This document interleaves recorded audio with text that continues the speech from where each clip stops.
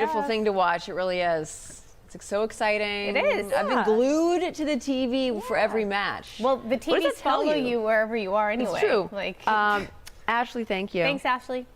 Yeah.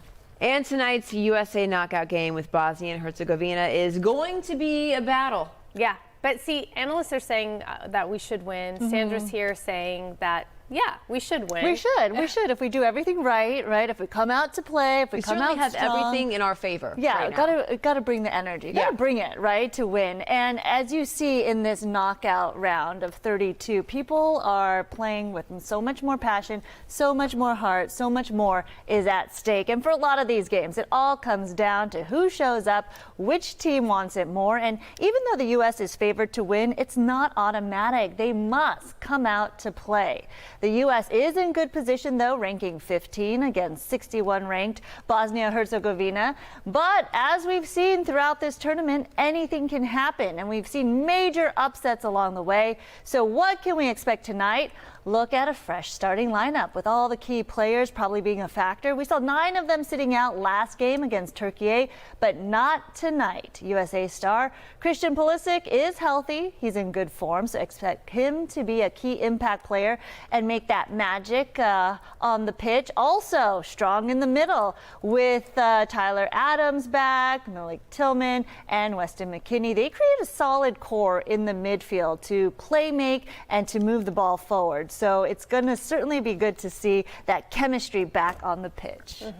And then, you know, the Team USA acknowledges the fact that Bosnia and Herzegovina is a very good team, right? So how are they preparing to take the team on? As you mentioned, both They're of big you, and strong, it's right? going to be a battle, yes, because of the fact that we've seen Bosnia come from behind before, and manager Mauricio Pochettino, he's been warned from Wales and Italy that this is an opponent that does not give up. Bosnia knocked both of those countries out just to qualify for this World Cup. And the team is big. They're physical. More than 12 players, over 6 feet 2 inches tall. I think the tallest guy is 6'5", 6'7". That's crazy. Yeah, they are physical. They're going to be a dominant presence. We're going to see a lot of physicality on the pitch, maybe a lot of yellow cards, depending on how tough it gets out there. They're excellent with set pieces. So bottom line, you cannot count them out. They have a lot of grit. They have come from behind time and time again. So that fire and resilience is signature to their play.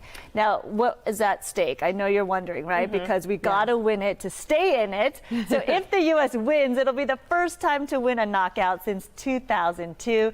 They cannot look past tonight, though. They have to get the job done. They have to stay locked in, and they have to play with chemistry, cohesiveness, and confidence. Now, the winner of this game does play either Belgium or Senegal, and that game plays right before our game. So we're going to know. Yeah. Who we're going to face And after we win tonight. I'm just going to put it out there. National team has ever gotten in a World Cup would be the quarterfinals. That's right, and that was back in 1930 when the World Cup first started. Wow. So, Yeah, that's right. Yes, yeah, we're on the road to making history here. And Araxia, We gotta do it. what's a set piece again? It's a reminder not for a everybody who's matching watching. outfit, Right, a two-piece. which is what my mind went to. It's love the it. strategic coordination of a play.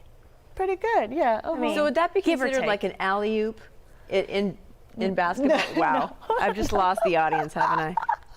You're getting there, though. And you know what? Tomorrow we're going to have a bunch of kids in here quizzing are? you guys. Yeah. Oh, no. Yeah, teaching you how to play soccer. So we'll get back to basics tomorrow. What? I did not know When that. is this happening? Bring your cleats. Oh, No, God. for real. For real. Like 9 o'clock. we're playing in in the here. 9 We're o'clock playing hour. soccer tomorrow?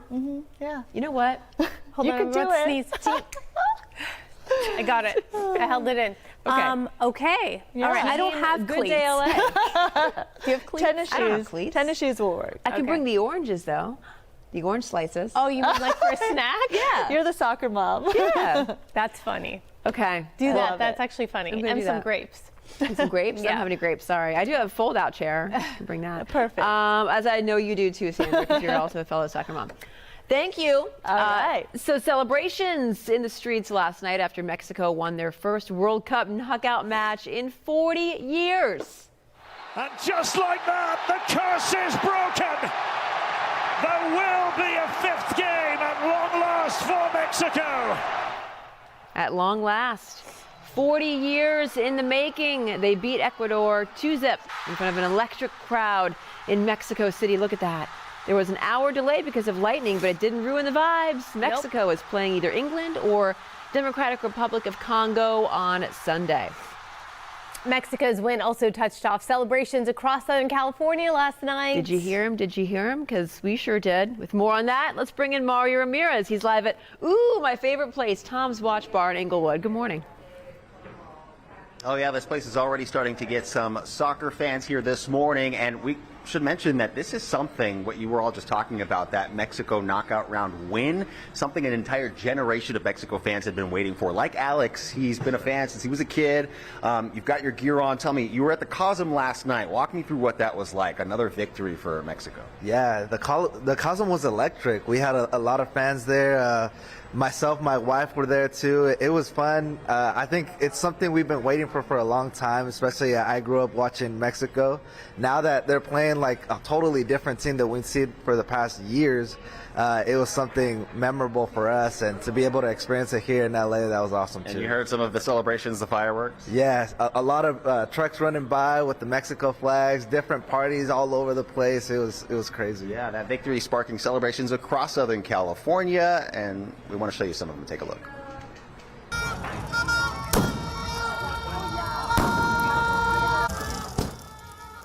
Fireworks and Mexican flags filling the streets. This is in East LA after last night's win. This took a serious turn. Law enforcement moving in to clear the street here, and we did learn 3 LA County Sheriff's deputies were injured, 2 from fireworks, another hit by an unknown object, and the department says 2 people were arrested for assault with a deadly weapon on a peace officer. Now, celebrations also happening last night in Orange County. Skyfox was overhead as fans took to the streets in downtown Santa Ana. Flags and fireworks as well, with people actually surrounding cars and rocking them back and forth there. No reports of any injuries or arrests. And meanwhile, the celebrations in the San Fernando Valley got a little out of hand at one point.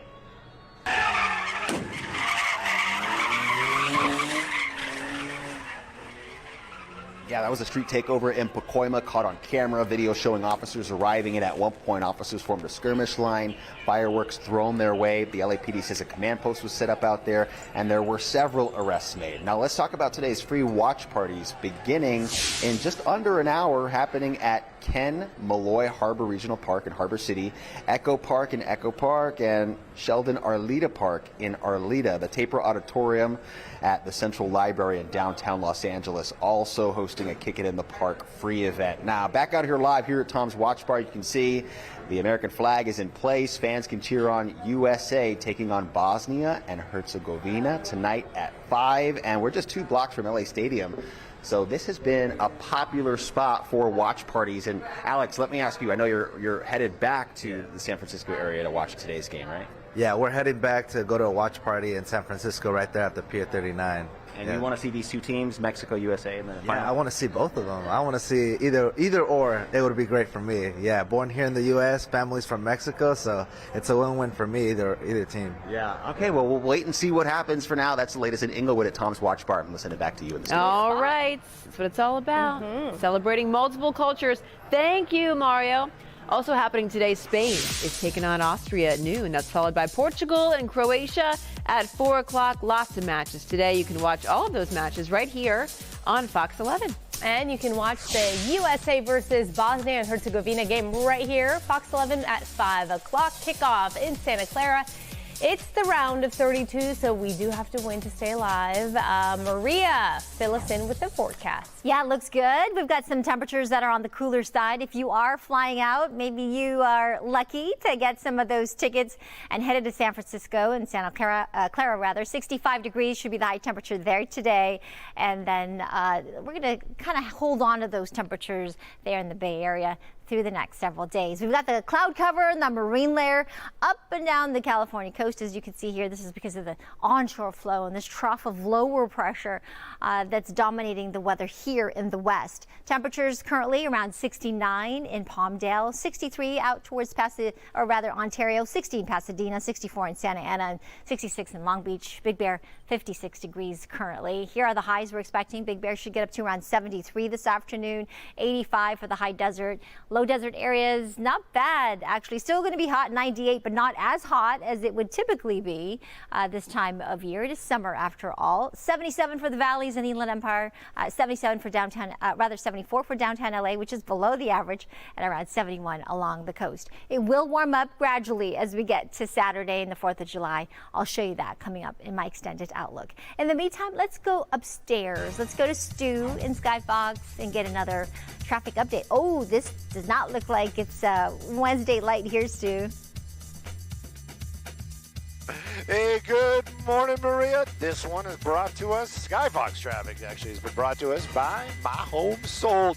Taking a look at that 101 drive, yeah, it is tough. Look at all those red lights. Red lights, not a delight, especially if you're on the 101 and you got to get somewhere. What I'm showing you right there is going to be the southbound lanes. It's going to be in Encino, but it is stop and go. There is a little bit of an issue, but it's off to the right over by the 405. I hope that's not why we're seeing all that slowing.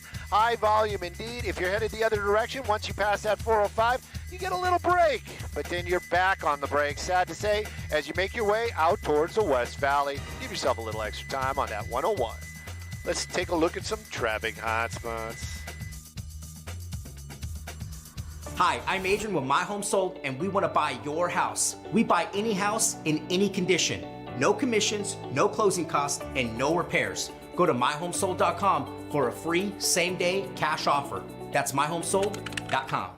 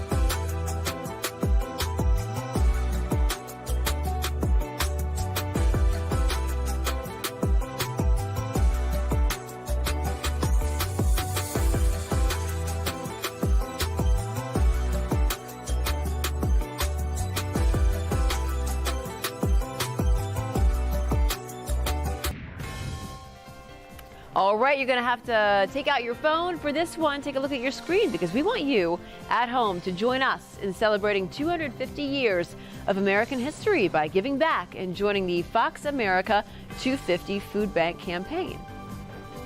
That's right, Fox 11 supporting the Los Angeles Regional Food Bank, and you can do the same by scanning that QR code on the screen or visit the website you see right there, go.fox/America250LA. We hope you'll join us as Fox Corporation honors our nation's spirit of neighbors helping neighbors. Okay, this is big news yesterday. LeBron James leaving the Los Angeles Lakers. People still talking about it. He's not the only one leaving, though. Brooke is here with all of that. That's right. So 2 major NBA stars are leaving the city. First, for the first time, y'all, in 8 years, LeBron James will not be wearing purple and gold next NBA season. We were still kind of bracing from that, right? And then we learned of reports that the Clippers are trading Kawhi Leonard, sending him back to the Raptors. Where LeBron will go hasn't been decided. We just know his agent told the team they can move on without him, as he will be going somewhere else. Sports pundits say James kept the Lakers relevant. He led the team to a championship in the bubble. in 2020. But even so, LA fans at this point appear to have mixed feelings about his departure. I can't believe it until I see him with a new jersey. I mean, he's up there with all the players who were able to come and give championships to LA, so I think he's a Laker. He's a Laker for life. He's old. He's still good, but he's old, so I think it's time to move on. Nah, Lakers president Jeannie Buss issued a statement on social media. Here's part of it.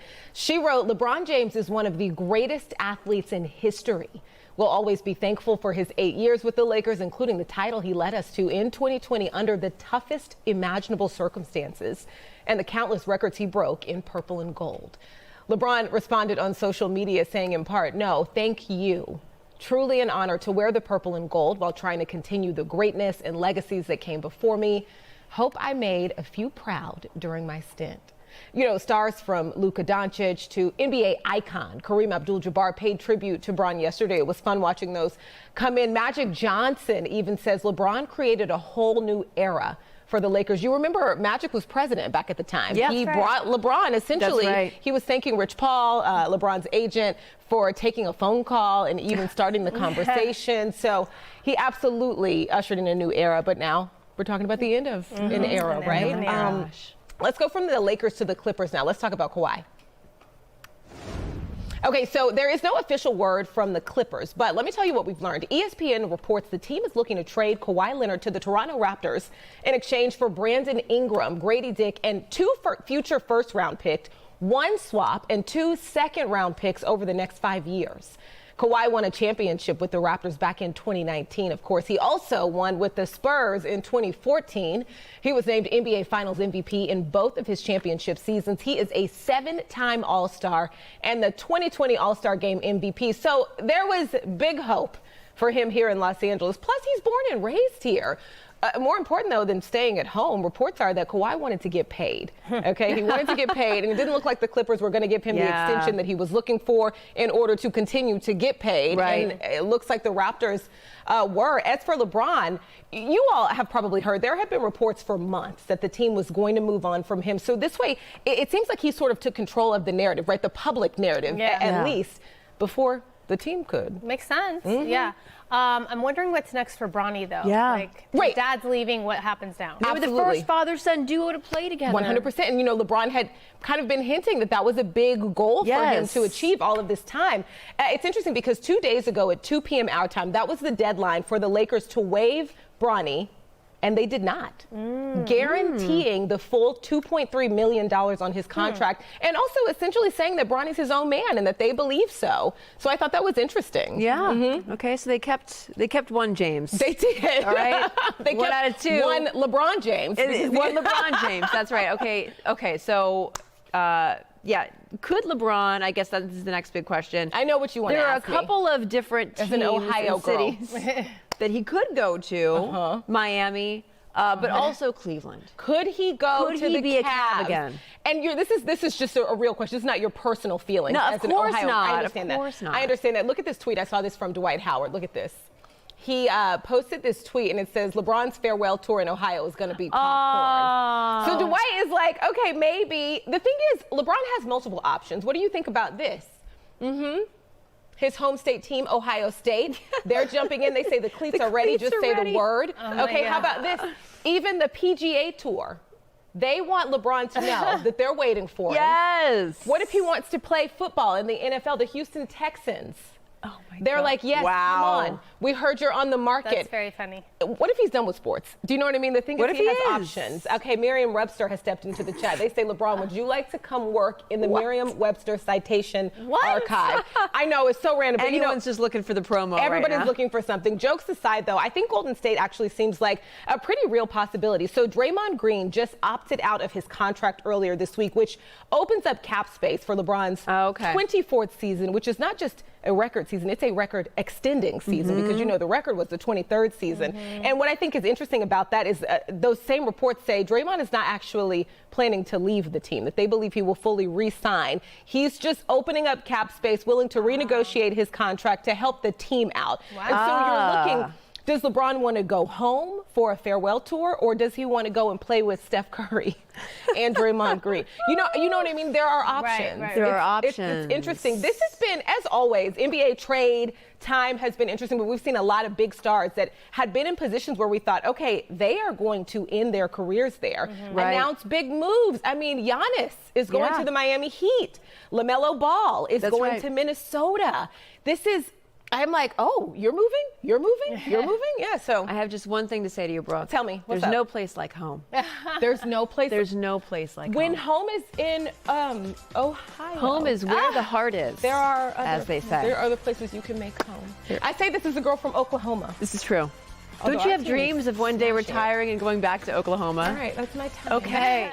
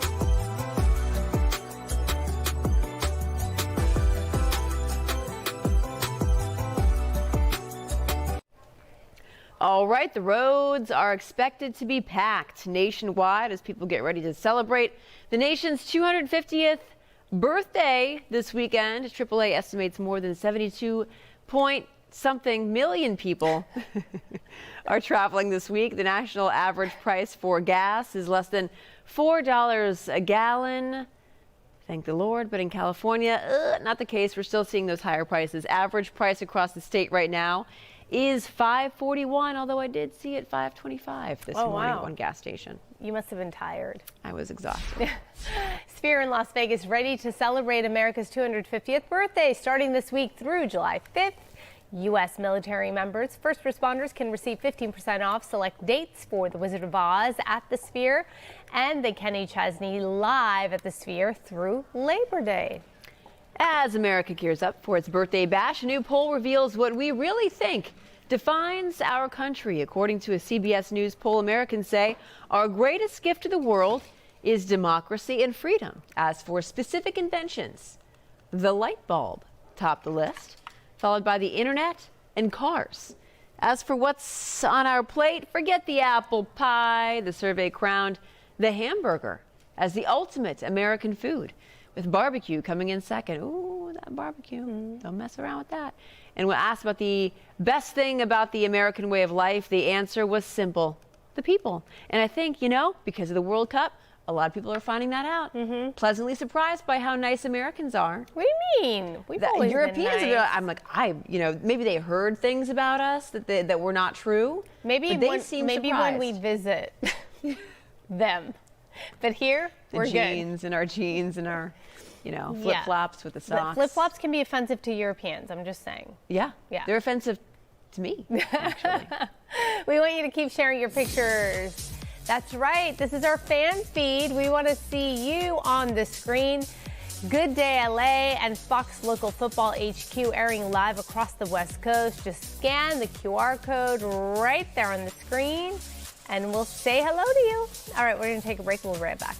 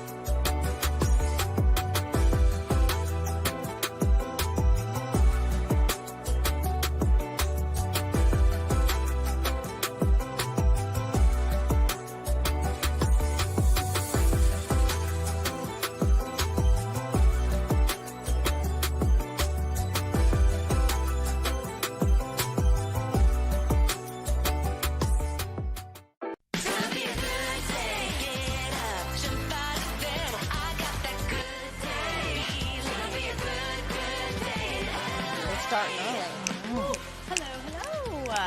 Hello. What in the buttons is going on? What in the buttons? All buttoned up We today. really are. You know, maybe if you're watching at home, loosen up your buttons. Take a load off. Watch us for a little bit. Unsnap a little.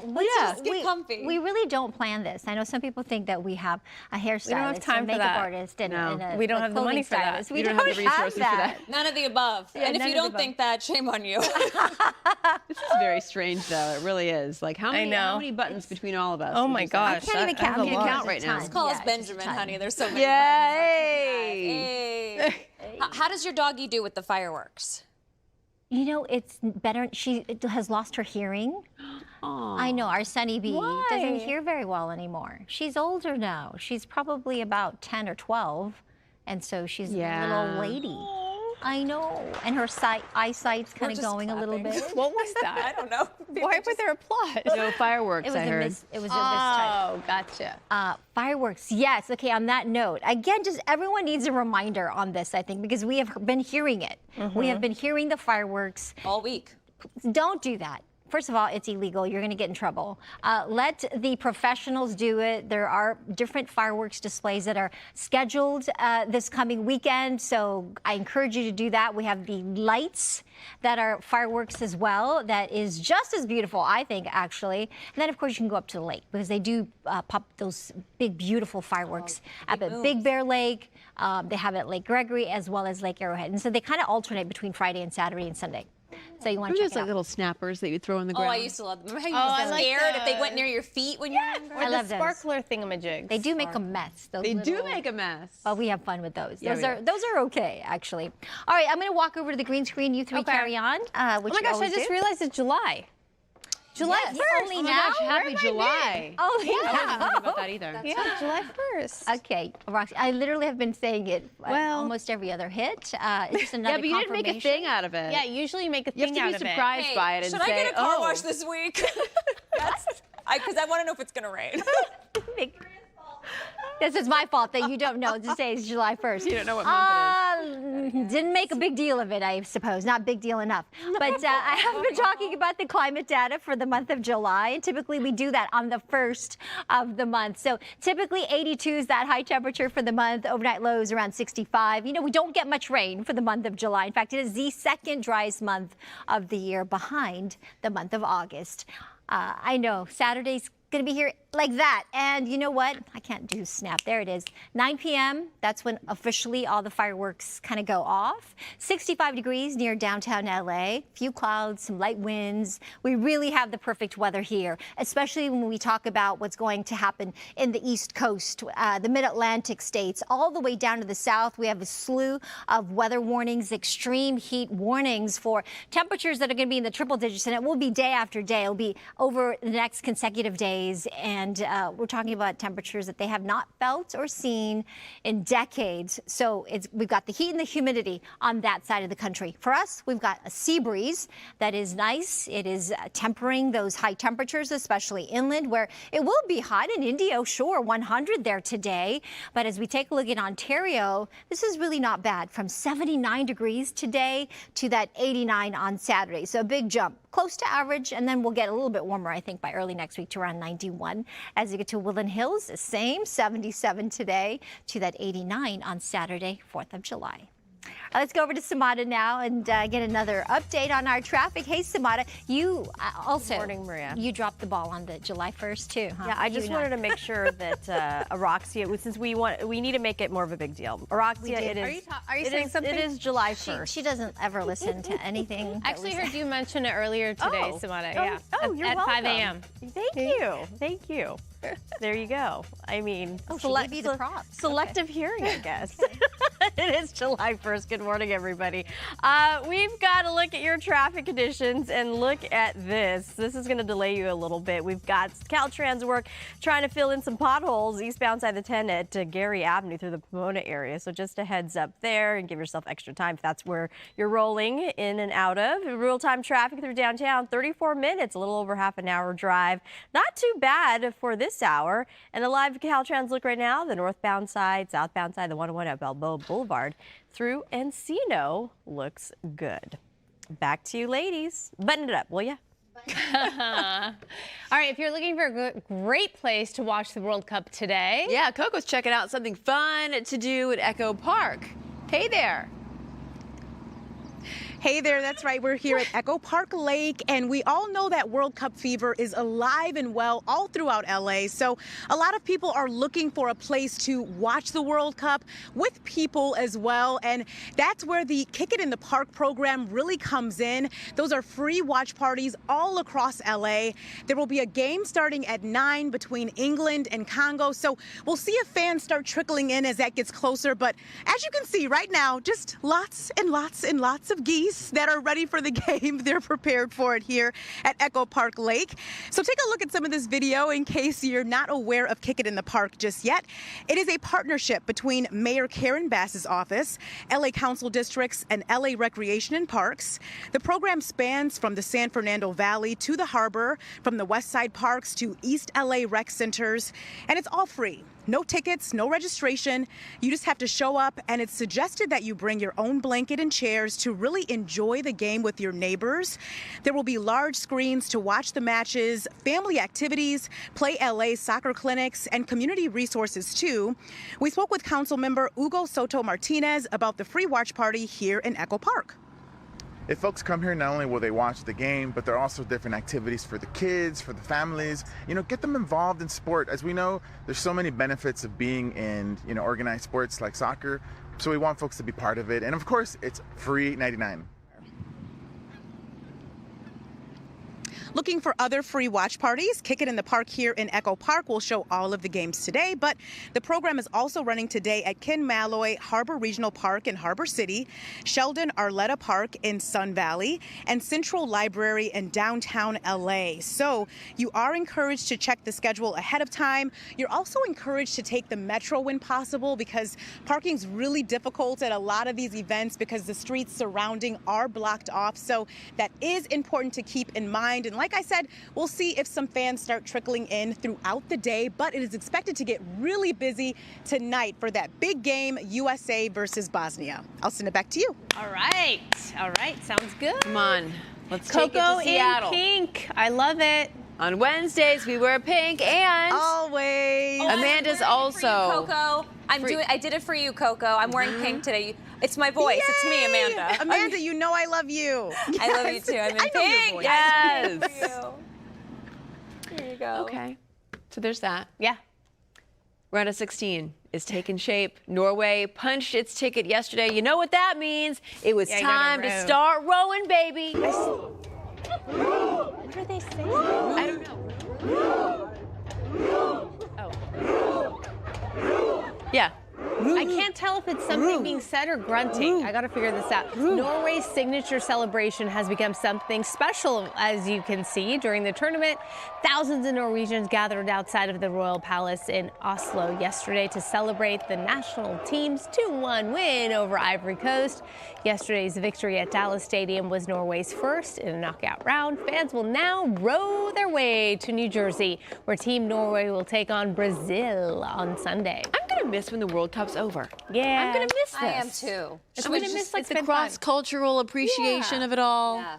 Right. We're going to be going to the Dodgers game going, go! Yeah. You know? Who are we going to root with? You know? I don't know. We're going to root with each other. Roo. Okay, let's roo into entertainment. Ready? 3, 2, 1. Roo. Roo. Okay. Entertainment is sponsored by Yamava Resort and Casino. Ladies, I'm going to take you back. I was in high school. Methinks As was I. Right. In 2001, we got the film Ocean's 11. It was a remake of the 1960s Rat Pack film. Well, 25 years later, there's more in store. What I'm about to propose to you is both highly lucrative and highly dangerous. Vegas. Vegas? Vegas. Fantastic. Want to knock over a casino? 3 casinos? We gotta be nuts. Okay, you have to pick one. You can have dinner with Brad or George. George. Got to be George. George. Yeah. Isn't that nuts? Oh, Maria said Brad. Brad? We're getting casting news for the prequel starring Monica Barbero, Bradley Cooper, who will also be directing, Margot Robbie, who will also be producing it with her husband Tom Ackerley, and Wagner Moura as the villain. Yeah, I want dinner with him. This is, yeah, you're right. This is going to be a great prequel. It'll hit theaters next summer. I'm excited for it. That was like, so when did Fight Club come out? Came out when? With Edward Norton. That had to be around that time. That was about that time. Or the movie Seven? It was which she after hasn't Seven. seen. It was after Seven, for sure, because Seven was late 90s, and this was 2001. Yes. By the way, Doug Bradley is the one who played the role of Pinhead. You had asked me, and I was like to give it back to you and find the answer for you. I'm like, never going to say, I don't know, and not get you the answer. Thank you for your Doug Bradley. service. That's right. In 1987 is when the first Pinhead came out. This is a totally different movie, but it does have monsters in it. Today is the day. Titato. Look at my little minion nails. Watch this. So cute.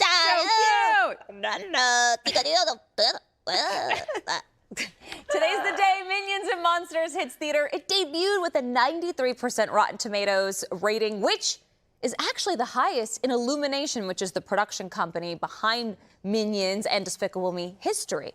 And one voice featured in this film is giving us some South Park nostalgia. I was trying to see if there's something that is like he's got this deep monster voice, but it's pitched up so it's cute. By the way, I'm Gary, Orcam Oliver Magna Ichabod the Deceiver. But my friends just call me Goofy. Don't be scared, though. They're such good guys. Just try not to look too delicious. That's his real voice. He's not altering that. Right. This is such a good movie. Trey Parker voices the mini monster Goomy. So cute. A little standout and very funny. Has a lot of like quick-witted humor in this. Minions and Monsters is in theaters now, today, July 1st. And I highly recommend it. I'm also going to have my interviews with the cast tomorrow right here on Good Day LA. Okay, we all know it's July 1st, right? Yeah. Happy birthday to my husband. It's his Oh my gosh, yes. happy birthday, Amanda's husband. Yes. Well, then I have to say happy birthday to my sister Gemma. Okay. Her birthday. Oh my Gemma. gosh. Yeah. And isn't Princess Diana's birthday today as well? I don't know. That part I don't know. Okay. Well, we do know it's your sister and my husband's birthday. I didn't know that. They are July 1st babies. They're Cancers. Are you familiar with the zodiac No. sign? Is your sister sensitive? She pretends she's not, but she is. Yeah, because they're the crab. Especially right now. They're the crab. They're Yeah. hard on the Yeah, outside and they that's have a what she is. soft Yeah. inside. Yes. I like to crack that shell. My Once you gosh. crack that shell, though, Yeah. a lot in there. By the way, what you were doing, I swear, if you just did that on YouTube, you would get millions of views with your nails. Make a whole series out of it. I'm telling you, if someone can watch a woman slam her face into like a loaf of bread, you're right. You can do that. I could do that. And then I'm just doing it in the newsroom. People go, what are you doing? Just being myself. Just being myself. Yeah. But you know what? We're seeing that movie, by the way, on Friday. You should. It's so good. Yeah. Minions and Monsters. It's very old Hollywood. I give it 2 thumbs up. Yay! You know what? I just chose to keep it Minions, but they did offer Gumi as well. Oh, okay. Okay, so last hour we asked you if you've taken an ancestry DNA test. We're talking about the World Cup and finding out all our different ethnicities that maybe we didn't know about. 34%. Look at that. It went down from no, hard pass forever. It went up you're right. to yes, total shocker, and yes, no surprises. You can go to foxla.com/vote to let us know. We do have some comments. Ooh.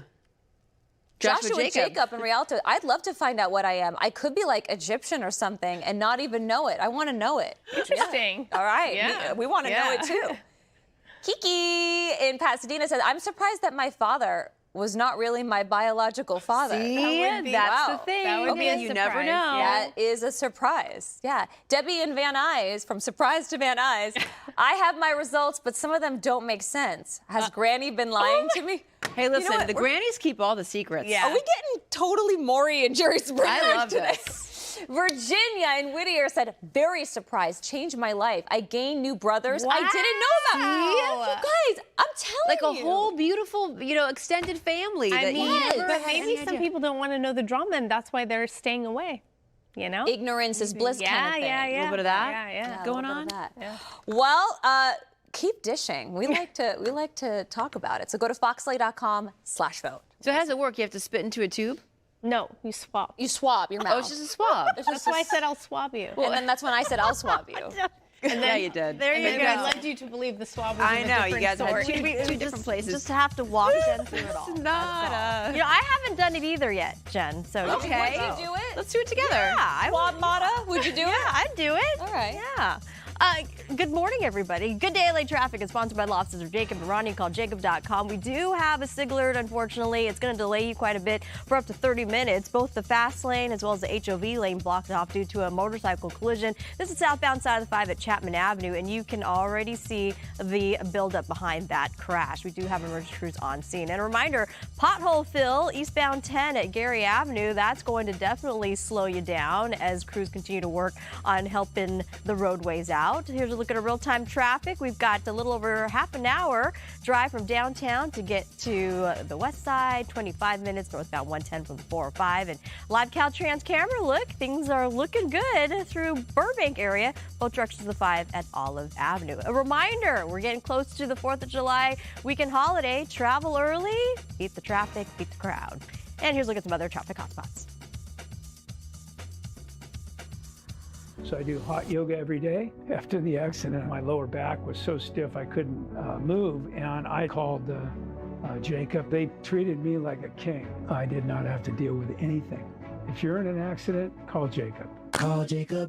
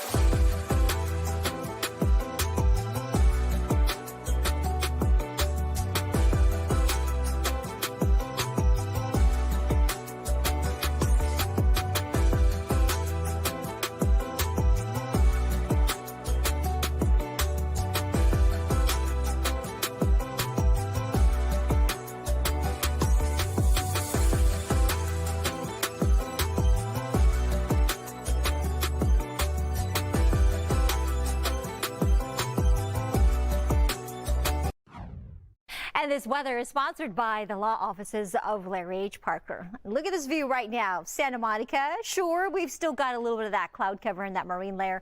We continue this weather pattern into July 1st. That's right. Today, we start a new month. And we are looking at some big time heat on the other side of the country as a big dome of high pressure controls the weather there. So if you're traveling there for the holiday weekend, you might want to maybe change some plans. Stay here. We have a trough of low pressure here. Conversely, an area of low pressure giving us the slightly cooler conditions, and temperatures really kind of staying close to average, if not slightly below, continuing today. 67 to 71 on the sand.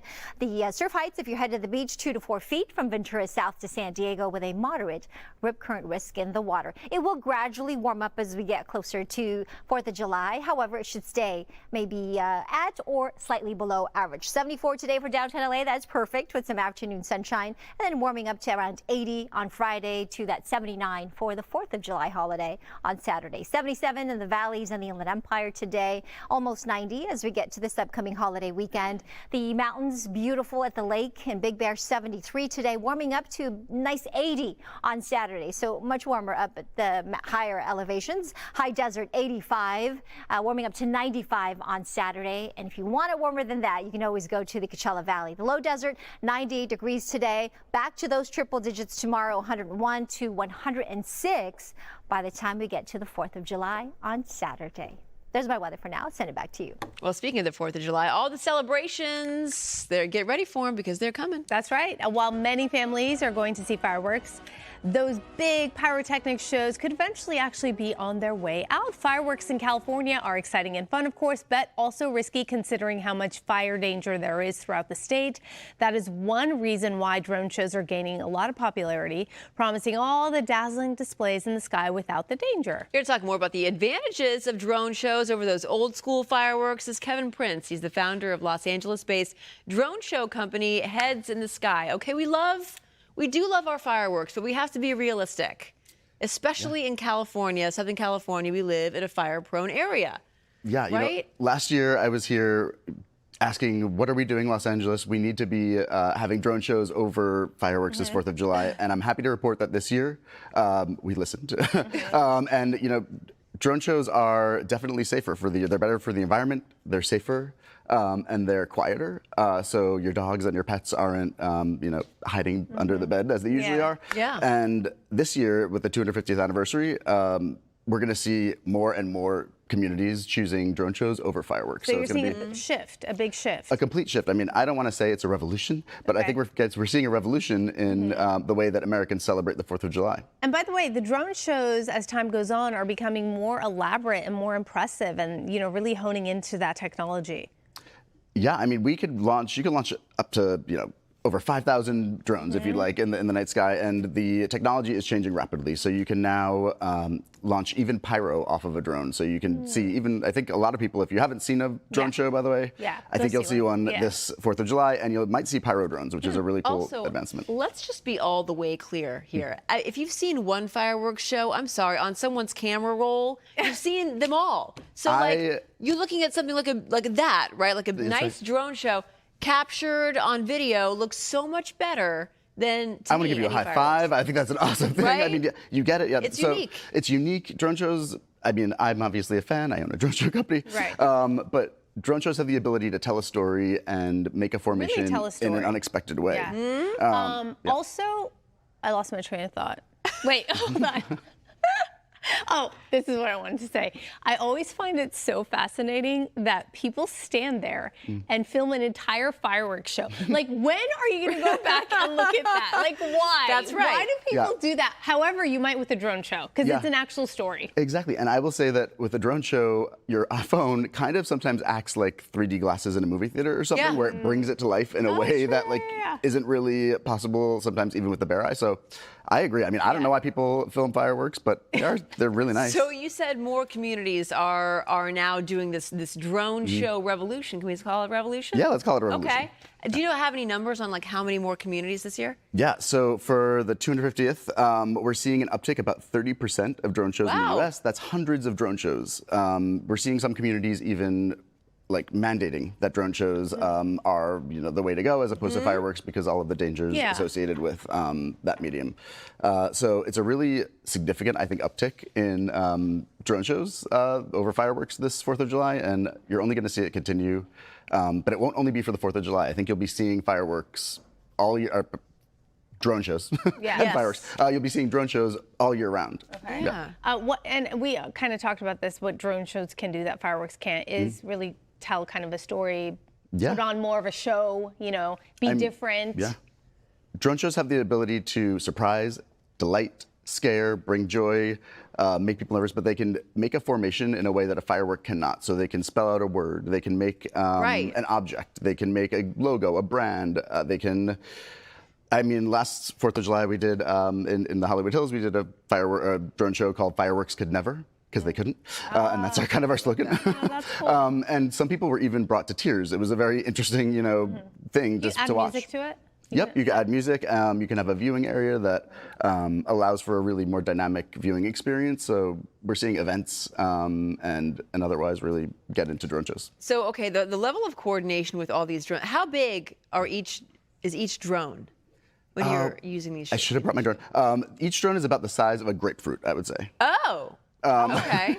And how many, for example, for one firework or not firework? You know what I'm saying? So for 4th of July, we're going to be doing a show at Arcadia. It's going to be 450 drones, and that includes 50 pyro drones, and that's in total. And that's in total. But there are other shows, like we recently did a show with Amazon MGM that had over 1,000 drones in Hollywood Forever Cemetery. Wow. We set a Guinness World Record for the brightest drone show. So it's really the sky is the limit, and if you can dream it, we can drone it, is essentially what we say. I like that. Is there like a downside to drones?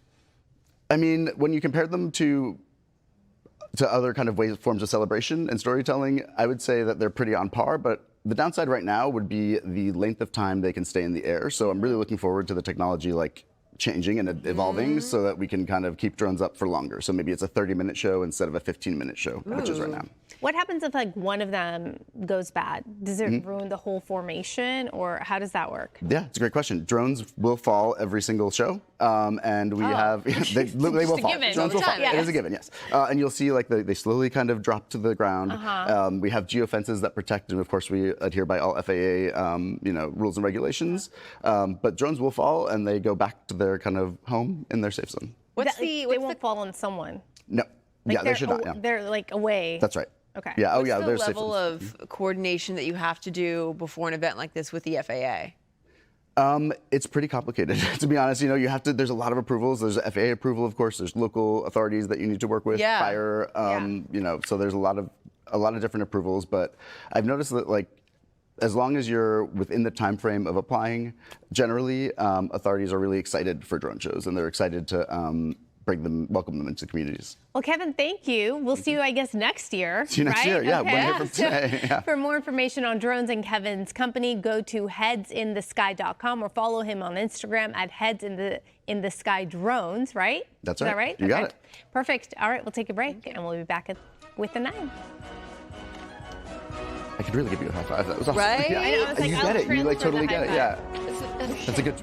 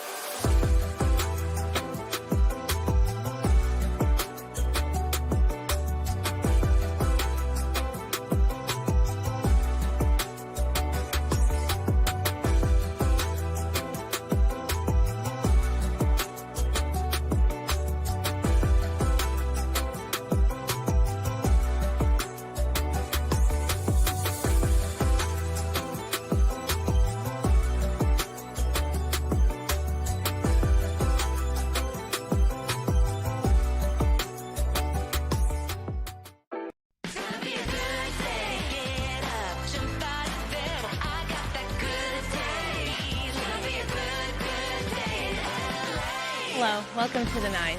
Nice to have you with us. I'm Rex Karavadian. I'm Sandra Endo. Thanks for joining us. It is officially game day again for the U.S. men's national soccer team as they gear up to face Bosnia in the World Cup knockout round of 32 later today.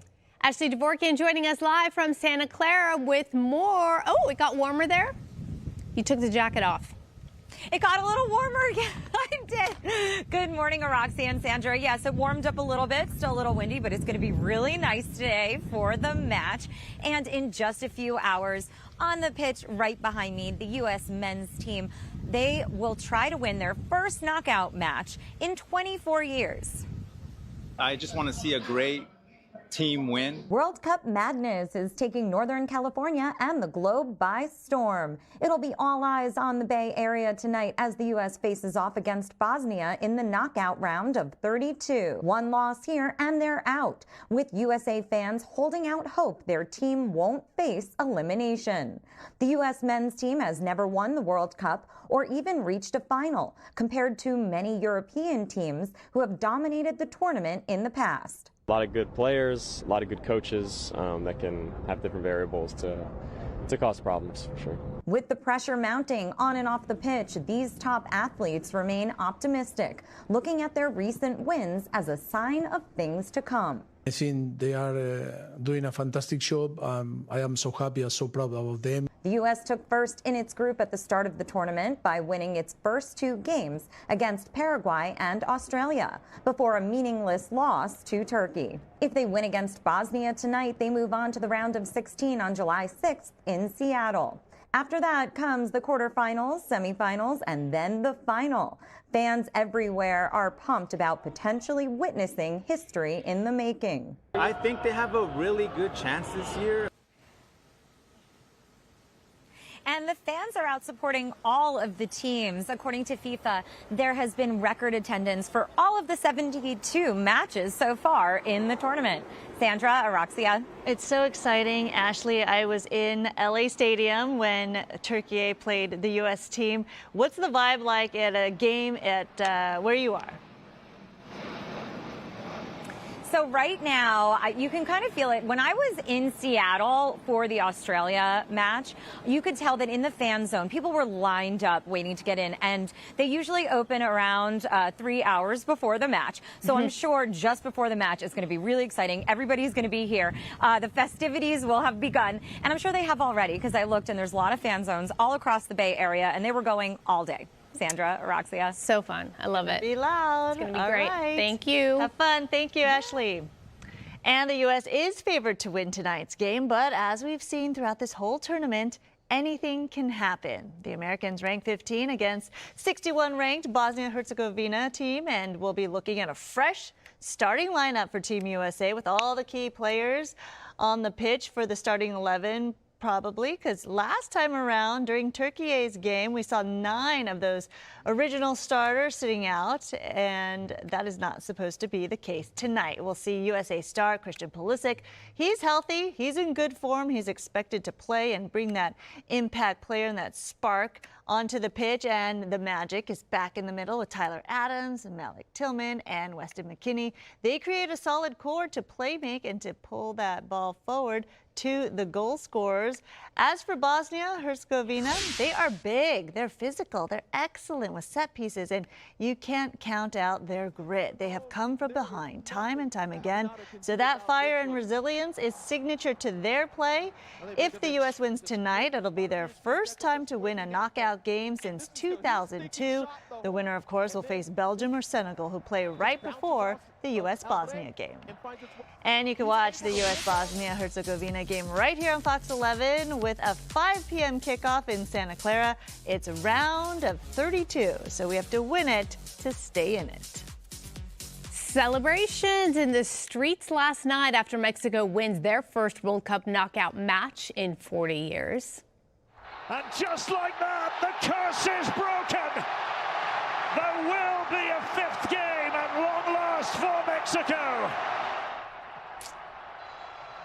They beat Ecuador 2-0 last night in front of an electric crowd in Mexico City. That's where an hour delay happened due to lightning. But you know what? It did not ruin the vibes. Mexico will play either England or Congo on Sunday. Mexico was so impressive. They came out on fire. They came to play. They did. They came to win. And they did. Mexico's win, yeah, it was definitely amazing. It touched off celebrations across Southern California last night. A lot of fireworks. That's right. With more on that, let's bring in Mario. He is live right now at Tom's Watch Bar in Inglewood. That looks like a cool spot, and it's busy already behind you. Yeah, it's filling up quickly. They're watching England take on DR Congo right now. And I can tell you that last night's victory for Mexico was decades in the making. So I want to introduce you to these three here. They actually just landed from Phoenix, Arizona. You've got your Mexico gear on. Tell me about last night. What was it like watching in your... I'll be honest, I cried 2 times last night because of how excited I was during the game. Like the intensity, the emotion that goes along with it. As a huge fan since birth, right? Like being played down for my dad, to me, is just amazing, man. I can't really speak. I think Mexico dominated. Amazing game overall. Yeah, and what's this like for you guys? Longtime fans? Yeah, longtime fans since birth, just like him. It's just been amazing to watch Mexico play so well. You know, after so many years of kind of underperforming in the World Cup, seeing them just have success after success after success, it's been awesome to see. And I know we were just talking about some of the celebrations here across Southern California with fans ecstatic after last night's win. So take a look at what happened after the game was called.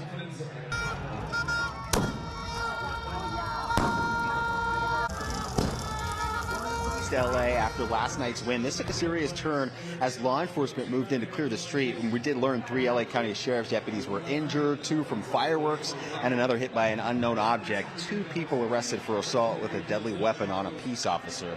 And those celebrations also happening last night in Orange County. Skyfox was overhead as fans took to the streets of downtown Santa Ana with flags and fireworks as well. People surrounding cars, rocking them back and forth.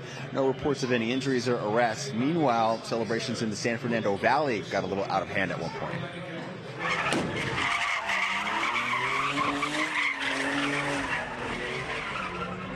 That was a street takeover in Pacoima. Caught on camera, video showing LAPD officers arriving. At one point, officers forming a skirmish line as fireworks are thrown their way, and the LAPD telling us there were several arrests made. Now, if we come back out here live at Tom's Watch Bar, we're watching England take on Congo right now. Look at the excitement. Yeah, DR Congo making its first goal here, and we should also mention that fans can cheer on United States as it takes on Bosnia and Herzegovina later today. So the excitement here is building, you guys. I actually want to talk to these 3. They just came from Australia here. No hard feelings right here in the U.S., but walk me through your plans as you guys are watching this game right now. Well, not a good start, obviously, for England fans, but yeah, we're just here for 8 days to watch as many games as we can, get around the atmosphere kind of thing. Hopefully can get a ticket one of the games. Tomorrow? Yeah, hopefully. And what do you think of LA so far? First time? Yeah, I literally just flew in about... this is the first place I've been, so I haven't seen much yet, but looks nice, so, yep. Well, welcome. We're glad to have you guys. You can see they're tuned in here to the game. So lots of excitement. We'll be checking in throughout the morning for now. Live here at Tom's Watch Bar in Inglewood. We'll send it back to you. Look at that celebration, that front flip there for DR Congo, scoring early in the game at 7 minutes in. Woo, it's going to be quite a match. We could see it. I don't think they could. Sorry. You were looking at different screens. I was like, wow, we're so quick on that turnaround of that video. That is pretty epic and cool. And I love the fact that he just flew in and he went straight to Inglewood to that bar. That's that is right. Great. Thank you so much, Mario. All right, we do have to turn to this breaking news this morning. Federal agents and local authorities raid a gang-related sex trafficking operation in South LA and Orange County. Oh my goodness, the details of this as we learn more. More than a dozen people have been arrested or indicted. Gigi joining us now. Gigi. That's right. At 9:30, we are awaiting a briefing from federal agents on this morning's raid. We were on one of them. Take a look. 18 defendants, 17 men and 1 woman have been indicted by federal agents in phase 2 of what they call Operation Broken Blade. Most defendants members of an infamous South LA street gang with monikers like Pooh, J-Money, and Tommy Guns. Federal agents say the gang operates like a business enterprise and is behind the prostitution on the infamous Figueroa corridor. The FBI, IRS, and the Department of Homeland Security joining forces with local law enforcement in Los Angeles and Orange County, targeting multiple locations like this motel at exactly 5 a.m. All of them hit simultaneously so suspects wouldn't have a chance to notify each other. Charges they're facing include sex trafficking of minors, girls as young as 14. Many of them, the federal indictment alleges, are in the foster care system. Over 50 victims identified, they say, 5 of them found just this morning. Other charges include human trafficking through force, fraud, and coercion, drug trafficking, money laundering, assaults, robbery, kidnappings, and more. They're also accused of being something called an EBK. That stands for Everybody Killer. The indictment saying that these gang members will, quote, kill anyone or commit violence against anyone who stands in their way of making money or promoting the enterprise. At least one of those indicted this morning, take a look, not a gang member, but a manager of a motel on Vermont and 104th. He's been identified as Mukesh Kumar Rambai Ahir. He's facing charges of money laundering and human trafficking. The IRS saying the motel was being used for prostitution, and that hotel manager was benefiting financially. An IRS criminal investigation is here today because the money told the story.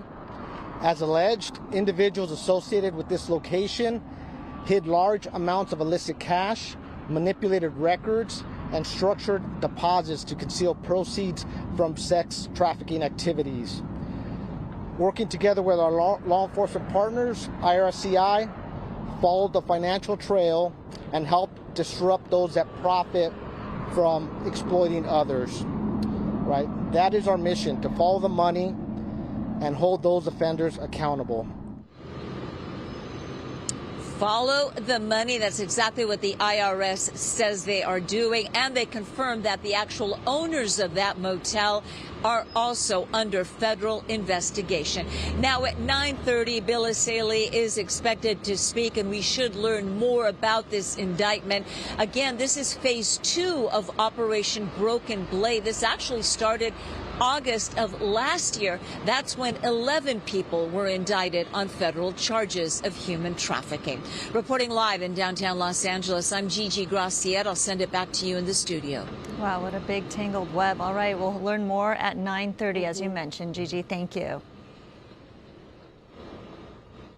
All right, let's head over, check in with Maria on traffic. Yes, let's talk about the traffic conditions out there right now. Here's your real-time traffic map. Good Day LA Traffic is brought to you by DTLA Law Group Accident and Injury Attorneys. We're going to zoom into one of our busier freeways right now. This is actually the 5 northbound at the 22 there, and you can see there's quite a bit of volume on that northbound side of that 5 freeway. Actually, rather the southbound side of that 5 freeway. As we take a look at our drive times in and out of downtown LA, it's not bad for this time of the morning. Westbound 10 going toward the west side between the 5 to the 405, 28 minutes. On that north 110 between the 405 to the 10, it's actually pretty good, 25 minutes there. And on that west 60 between the 57 to the 5, 29 minutes. Now let's take a look at some of the other traffic hotspots. This broadcast is locally sponsored by DTLA Law Group, Auto Accident and Injury Attorneys. Have an injury? Text Injury Help to 40222 or visit us online at calldowntown.com. Message and data rates and usage may apply.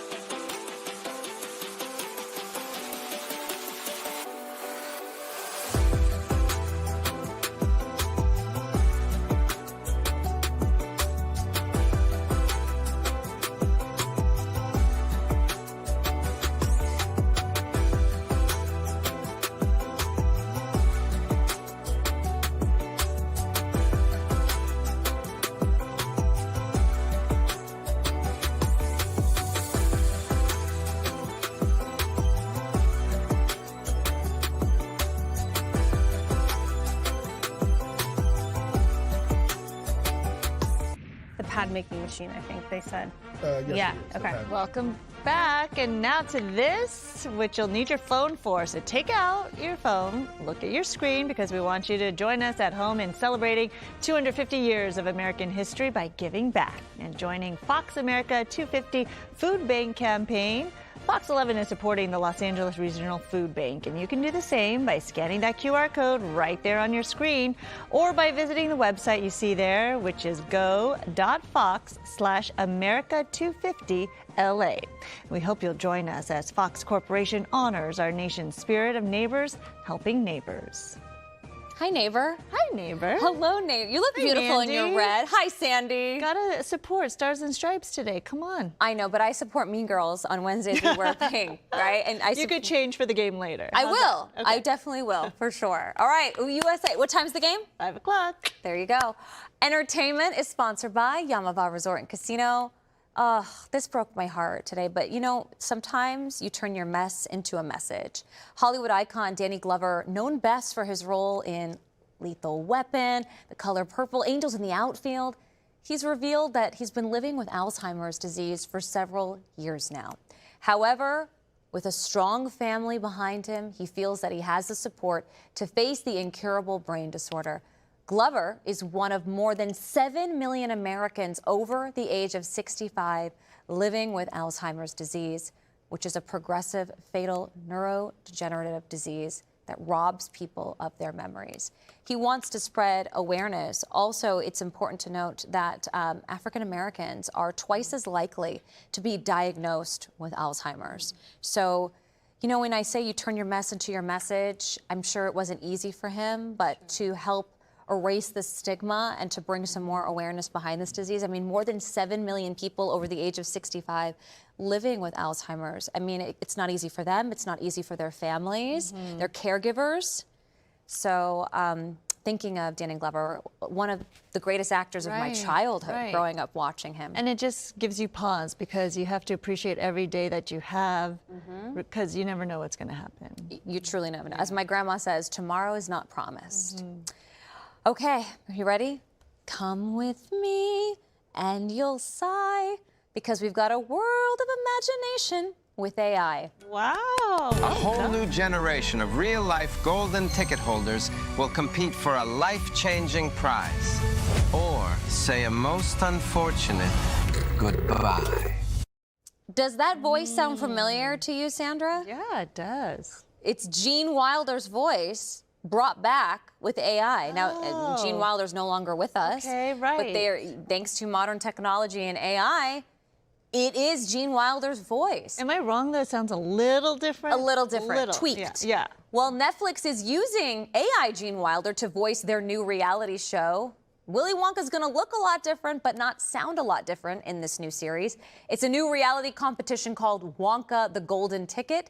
It comes out September 23rd. There's a YouTube comment that's calling it the family-friendly Squid Game. Oh, okay. Yeah. Got it. How do you feel about that? Voices coming back? I don't know how I feel about it. And I think a lot of the times that these studios are saying, well, we got the estate's blessing or the family's permission to use it. And I think then it makes people feel like, well, then okay, then it's okay, then I can enjoy it. But I think there needs to be some kind of line, some kind of parameter. You know, back then, Gene Wilder, we didn't know about AI, but now we do. And maybe SAG-AFTRA actors can have their own say. You know how you can say if you want to be a organ donor? Right, right. I think a lot of union actors should be able to mark on a form, whether your family says yes or no, you should be able to say, I do or do not want to be used for AI in the future. And you never know, you know, it's just not quite authentic. You know, it's just not the same quality. I don't know. It's not. It also about it, the spirit it's of true. it. It also reminds us to as much as we want to embrace AI, to be a little cautious because someone could use your voice or my voice, and so. And you open that door a little, people are going to run right through it. It's a revolving door. Then what? Exactly. What comes next after that? There definitely needs to be some parameters. Okay, let's check in on our poll. 35% of you say you have taken an Ancestry DNA test and found a total shocker with the results. You've been leaving us a lot of juicy comments all morning long. Let's see if we have any more. Steve in Norwalk says, I've taken the ancestry DNA test and found my biological family after 58 years. Wow. I now have an expanded family. That's amazing. That's nice. Stacy in LA says, hard pass. I know all I need to know about the family that is living. Wink, wink. That's funny. Carlos in Anaheim, I discovered that although I am Latino, I possess DNA from all over the world. We are our own mini walking planet Earth. Yes, we are, Carlos. It's a small world after all. And Tina in Ventura says, I am of Germanic descent and very English, but the most surprise was my son's DNA from paternal side has a lot of Japanese and really cool, a descendant of indigenous Mexico. Wow. Perfect for today as we celebrate Mexico's win last night. That's right. Oh my Did goodness. you ever take that? I have never taken one. I would if I had one. I don't expect a lot of surprises, but you never know. I think in the future, though, everyone's going to be blended in some capacity, right? The girl and next that's door. Beautiful. I love that. Yeah, the girl next door is going to look like us. Yeah. Remember when they used to have the girl next door look? Mm-hmm. It's going to start looking like us. That's right. That's right. Yeah, I like it. All right. Well, a recent online poll asked people to choose which lifestyle upgrades they want, and the most popular choice was extra pay, with more than 1/3 of respondents picking a 50% pay increase. Luck came in second, followed by slower aging. Ooh. Few people chose more happiness or athletic ability. You're set on athletic ability. You know, with money, you could get all the other things, I think, right? That is true. Slower the aging. Right. I don't know about, I mean, you could just get a trainer. Happiness. Mm-hmm. What was the other one? Luck? Luck, that's different. Yeah. But let me ask you, if you could wake up and look 10 years younger, or wake up and have a whole lot more money in your bank account, which one are you choosing? I'm choosing the money. I'm not going to lie. How about you? Okay. Let me make it more specific. 10 years younger or 100,000 more in your bank account? The money. The money again. 10,000 in your bank account. The money. $10 in your bank account. Oh, 10 years younger? Maybe I'll take the 10 years younger. She stops it at $10. Because 10 years younger, maybe I'll, I don't know, be able to make more money. Oh, right? There you go. Right. That was a deep answer. I like that. All right, we'll be right back. You didn't answer for yourself.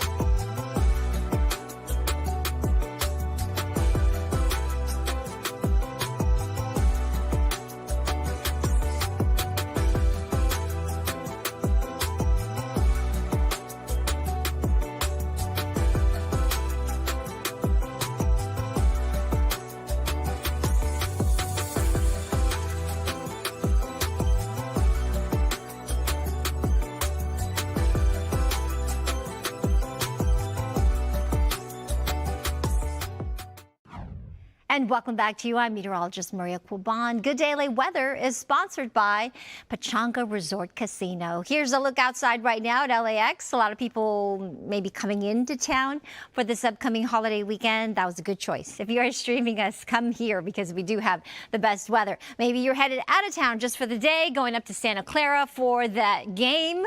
Lucky you. We have temperatures in the mid-60s up in San Francisco, the Bay Area Stadium. We're looking at some terrific conditions really for that match later this evening. Just bring that sweatshirt. We kind of need it actually the mornings and the night times. We've been stuck in this onshore flow and this June gloom weather pattern, which has transitioned right into the 1st of July today. We do welcome a new month today, and we're going to continue this pattern. We've got the clouds still pushing into the inland areas, eventually burning off this afternoon, and we are expecting some sunshine inland first, then eventually we'll get some sun breaks there along the coast. Temperatures are going to stay very comfortable, cooler than average today. Now, we are going to start a warming trend tomorrow as high pressure kind of builds back from the southeast towards the southwest, and this is going to help provide us with a quicker burn off of that cloud cover, a little less of that marine layer as we move into Friday and Saturday. I think the 4th of July holiday on Saturday will be just terrific with plenty of sunshine and those temperatures close to average, if not like right on the money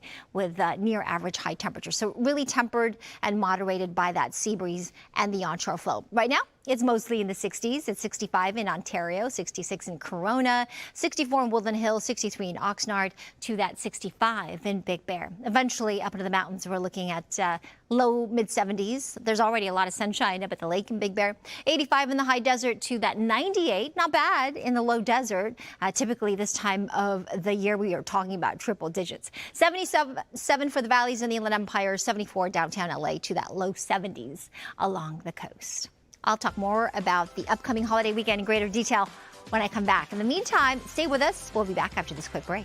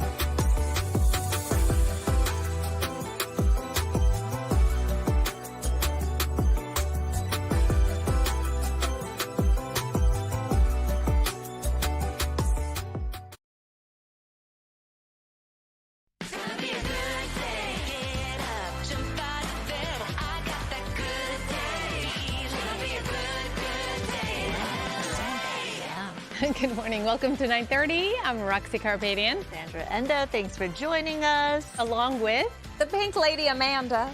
Well, sure, Maria Quilban in the white. You didn't want to say the white lady, Maria. Because I'm not the white.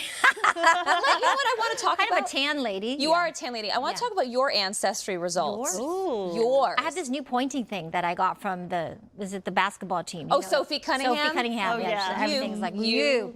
I'm not doing that to you, though. Yeah, you have a lot of different nations. Oh, yeah. No, I'm definitely You're chop suey. blended. I'm You're chop blended. suey, and I got the ancestry thing that you guys were talking about. My surprise is that I knew that I had some Scottish and Irish in me. I just didn't know it was that much. It was like almost 12% or something. Wow. Top of the morning. I know, that's it.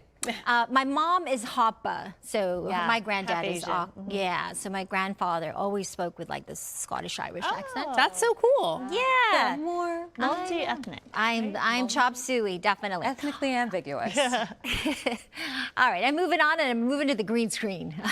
You guys carry on. Happy July 1st. Did I say that loud enough for you, Roxia and Sandra? Sandra, did you know that it's July 1st today? I did, because You I did? listened to you guys. Yeah, it's July 1st.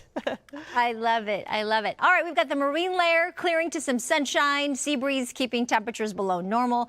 A warmer, perfect summer weekend coming up, including the 4th of July holiday that is going to be perfect on Saturday. 65 degrees right around the fireworks time. All right, do I need to toss back to you? We have some breaking news. Do I need to do that? Should I toss back? I think keep going until we take that. Oh, okay. Yeah. All right. I misunderstood our producer in my ear. Okay, here we are. We've got some hot temperatures in the East Coast. We have an extreme heat warning that is in effect for a large part of the East, heat advisories and extreme heat watches.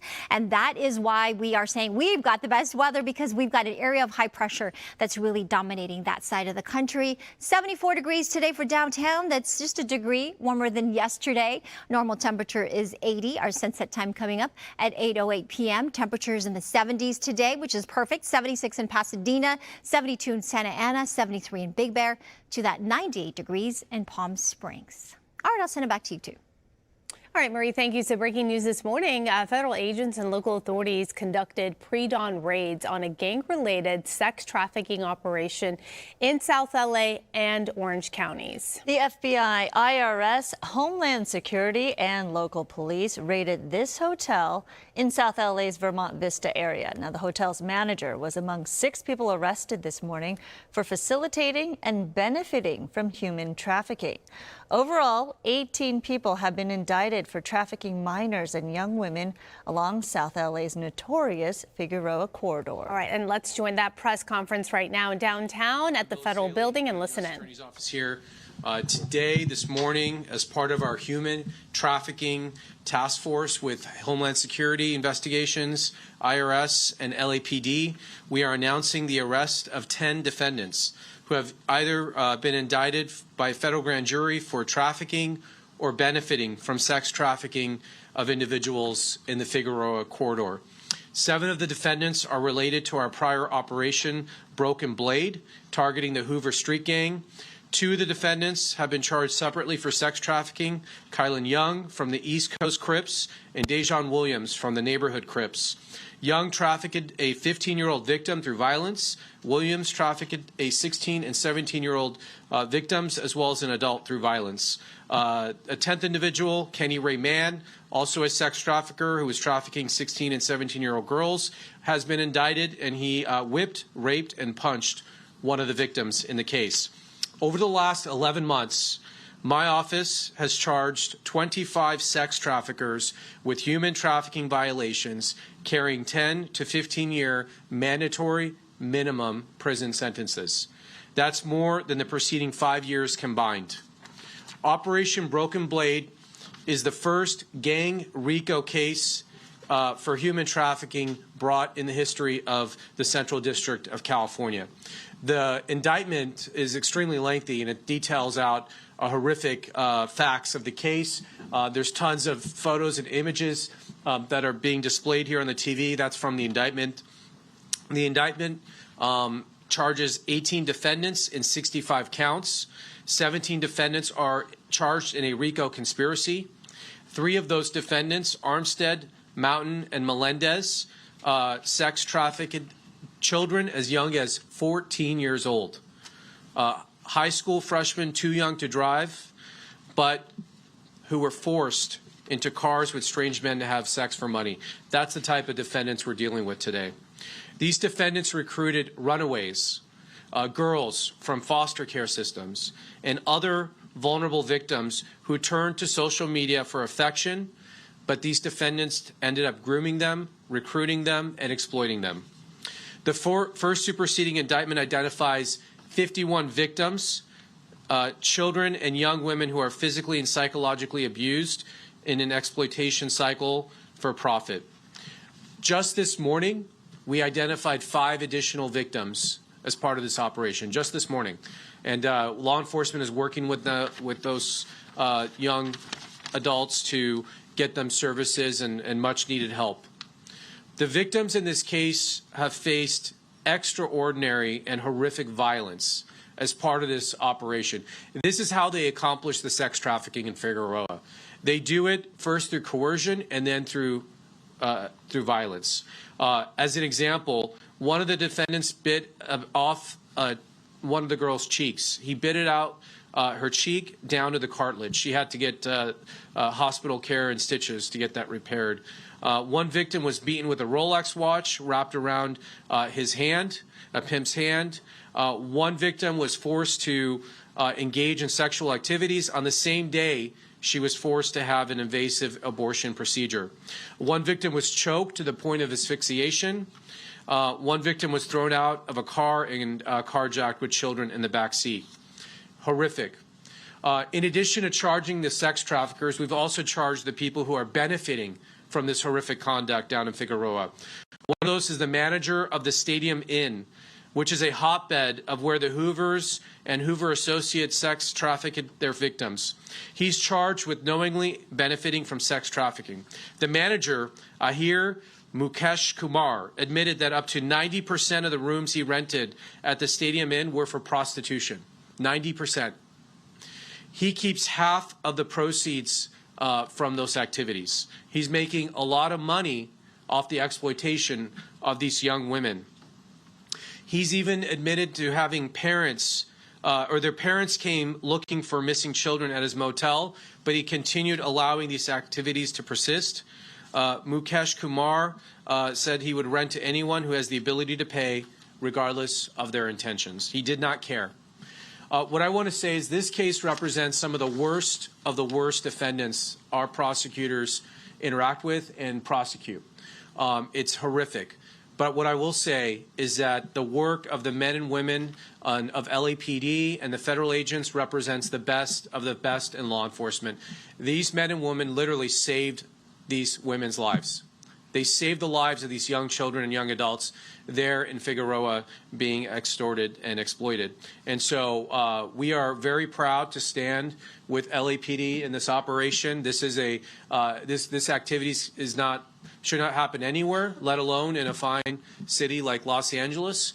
And we will work with our partners to eradicate these activities, and whatever support LAPD needs, we're going to give it to them.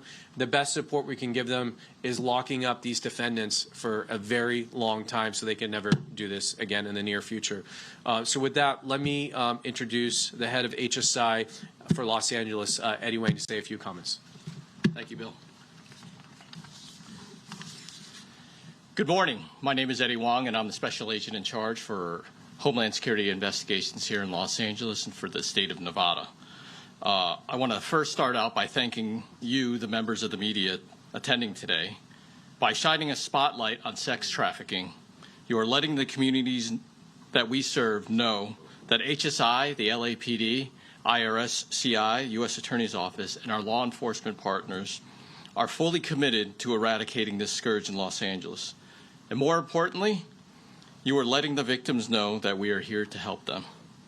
Last August, my office partnered with the LAPD and the U.S. Attorney's Office and the IRS criminal investigations to charge 11 members of a criminal street gang in a sweeping sex trafficking RICO indictment targeting the Figueroa corridor. This is the first ever, as mentioned by Mr. Asali, in the Central District of California. But there was more work to be done. Today's enforcement actions and arrests are a continuation of our commitment to the trafficking victims and the residents of the city of Los Angeles, that we stand united in this fight. The 10 suspects arrested today are alleged to have trafficked 51 known victims and an untold number of other victims for the purposes of financial gain. They are alleged to have used violence and physical assaults to exert their influence over their victims. Most of the individuals arrested today are career criminals with arrests for robbery, kidnapping, firearms offenses, burglary, and pimping. But not only did our team target the traffickers, we also arrested a facilitator that allegedly willfully allowed this egregious activity to occur and profited from it. Today's arrestees will face federal racketeering charges involving sex trafficking, money laundering, firearms offenses, and narcotics trafficking offenses. And some of these charges carry life sentences if convicted. Additionally, we contacted at least 5 victims that we offered services to. While today represents another win for the good guys, the victims, and the city of Los Angeles, there is still more work to do. I want to thank the dedicated special agents, detectives, and officers from HSI Los Angeles, the LAPD, IRSCI, that spent countless hours putting this investigation together. Thank you to our partner agencies, the U.S. Marshal Service, FBI, and the Los Angeles County Sheriff's Department, the victim advocates, and NGOs for your continued support of our efforts. And thank you to the U.S. Attorney's Office, especially to AUSA's Chelsea Norell, Morel Raza, and most recently, Rahul Hari. Your unwavering dedication is the driving force behind these enforcement actions. Now, this investigation is an example of the power of collaboration, which is the mission of the Homeland Security Task Force. The HSTF is a whole-of-government approach to utilize all available assets to combat the Homeland's most prevalent crime problems. As I said earlier, there is more work to be done. We are only at the starting line, and we will not tire, we will not falter, and we will not fail, because no human should be for sale, not in Los Angeles and not anywhere in the world. To the traffickers, I say your days are numbered and accountability is coming. And to the victims, we will never stop fighting for you. And with that, I'd like to introduce the Chief of Police for the Los Angeles Police Department, Jim McDonald. Thanks, Eddie. Well, thank you very much, and thank you, as always, to the media who are here with us today to be able to help tell this story. Your presence mattered because without you, this message cannot reach the people that we're sworn to protect. I'm joined here today from the LAPD by Assistant Chief Amata Tingrides, Deputy Chief of South Bureau Mark Reyna, and Sergeant Steve McLean, who runs the South Bureau Task Force that has been very effective in our work in dealing with trafficking. This morning, as you heard, we arrested 10 of 10 we were looking for who were federally indicted. In addition, we had a task force, we call it a 290 task force for sex registrants. 4 people were out of compliance out of 18 locations that were hit. They were searched, and the 4 were arrested for not maintaining compliance. I made a promise to the residents and community, to the people of Los Angeles, the LAPD would remain here until the Figueroa corridor was restored to the safe, clean, and vibrant neighborhood that it should be. I also want to thank First Assistant United States Attorney Bill Asaley and our partners at Homeland Security Investigations and the Internal Revenue Service. Today's announcement is the result of a true partnership, and these results would not have been possible without their commitment. Our presence here is not a sign of defeat, but of progress. We promised results. Today, we're here to show them. Last August, we launched Phase 1 of Operation Broken Blade, a coordinated effort marking the first major takedown of a large-scale sex trafficking enterprise operating along South Los Angeles' Figueroa corridor. During the operation, 6 members and associates of the Hoover criminal gang were arrested, resulting in a 31-count federal indictment charging 11 defendants with racketeering, conspiracy, sex trafficking of children and adults by force, fraud, or coercion, narcotics, firearms offenses, and other serious crimes. At that time, we sent a message to everyone operating in this area. The LAPD and our partners are back. And this morning, we delivered the message again. Operation South Bureau Human Trafficking Task Force, working alongside our federal partners, has continued to fight this every day since last summer. We'll continue with the relentless enforcement, close coordination for our officers and investigators who refuse to surrender this community to criminals. But this mission has never been about statistics. It's about rescuing people. This year alone, 75 juveniles and 22 adults have been removed from exploitation. This year, each of those numbers represents a human being, a daughter, a sister, someone's child. Our mission also includes holding those who profit from human suffering accountable. This means traffickers, pimps. It means business owners who knowingly allow these horrific activities on their properties. It also means buyers. When individuals solicit sex, they fuel the market that enables the exploitation to continue. We will continue to use every lawful tool available to expose them and reduce the demand that drive these crimes. We're relentless because people we are fighting are relentless. They target vulnerability. They recruit via social media. They lure young children with promises of money, expensive clothes, affection, and a place to sleep. Then they trap them through violence, intimidation, addiction, and fear. Many of these young people come from broken homes. Some have parents battling addiction. Some have no one left to protect them. So know this, the LAPD and our partners will stand beside you. To every trafficker, to every pimp, to every criminal who profits from and abuses another human being, our officers will continue to find you. Our investigators will continue building cases against you, and together with our federal partners, we will continue dismantling the criminal operations that make this possible. To the victims, we owe it to the hardworking families in this neighborhood to keep these streets safe so that their children can walk to school without witnessing sexual activity in broad daylight. This means we will continue to enforce the law. But to the women trapped in this life, whether by coercion, manipulation, addiction, or circumstances beyond your control, please understand. We see you. You will not be defined by your circumstances. We're here to help you. Our goal is not merely incarceration. Our goal is freedom. Working alongside our nonprofit partners, service providers, and volunteers, we want to help you leave this life behind, to reconnect with your family, to restore your dignity, to help you build a future free of exploitation. Bottom line, that's why we're here. We have the full support in the city of Mayor Karen Bass, and we're moving forward aggressively to be able to continue our activities there.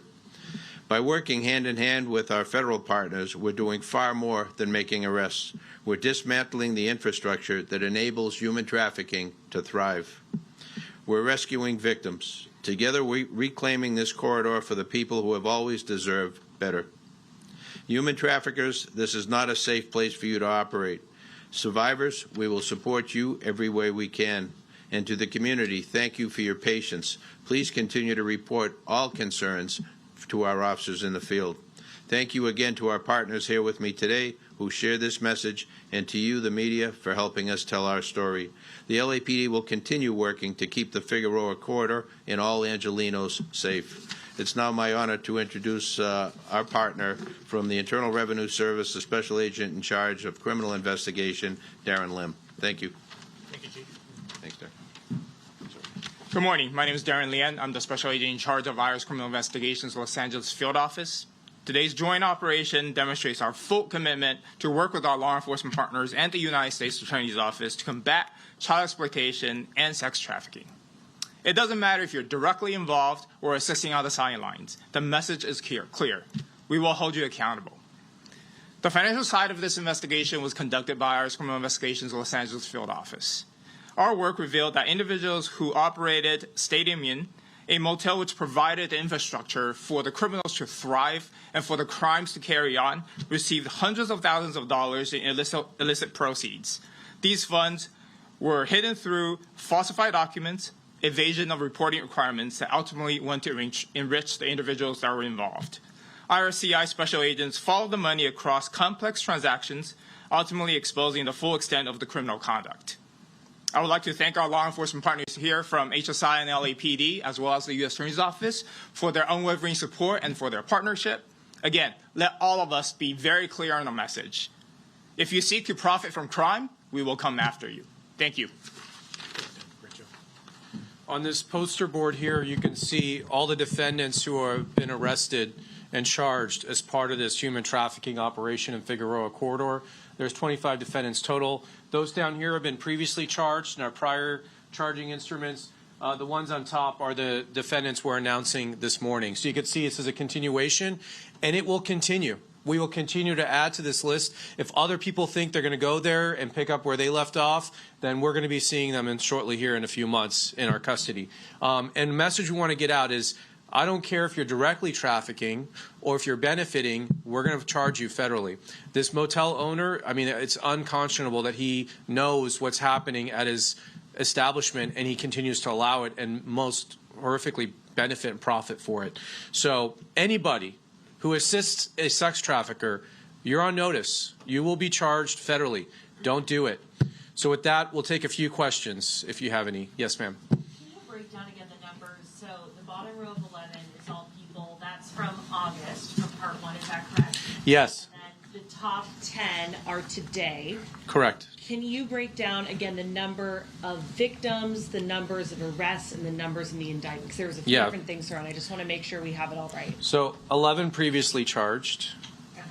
And then 10 we're charging today. 3 others, right? 3 are in 10. Okay. 7 defendants are related to the Broken Blade. Out of the 10, 7 are related to the prior Broken Blade indictment, which is the Hoover Street Gang. 3 have been charged separately in separate charging instruments for sex trafficking. So there's multiple charging instruments. We'll get them all to you. But the takeaway today is 10 new defendants were arrested and are being charged for engaging or benefiting from sex trafficking in Figueroa. So 10. Today's number is 10.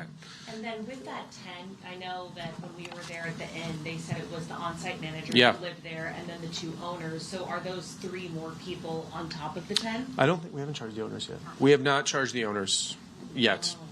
So well, right now, today, the person being charged is the on-site manager who was there, who had knowledge of what was happening at the motel.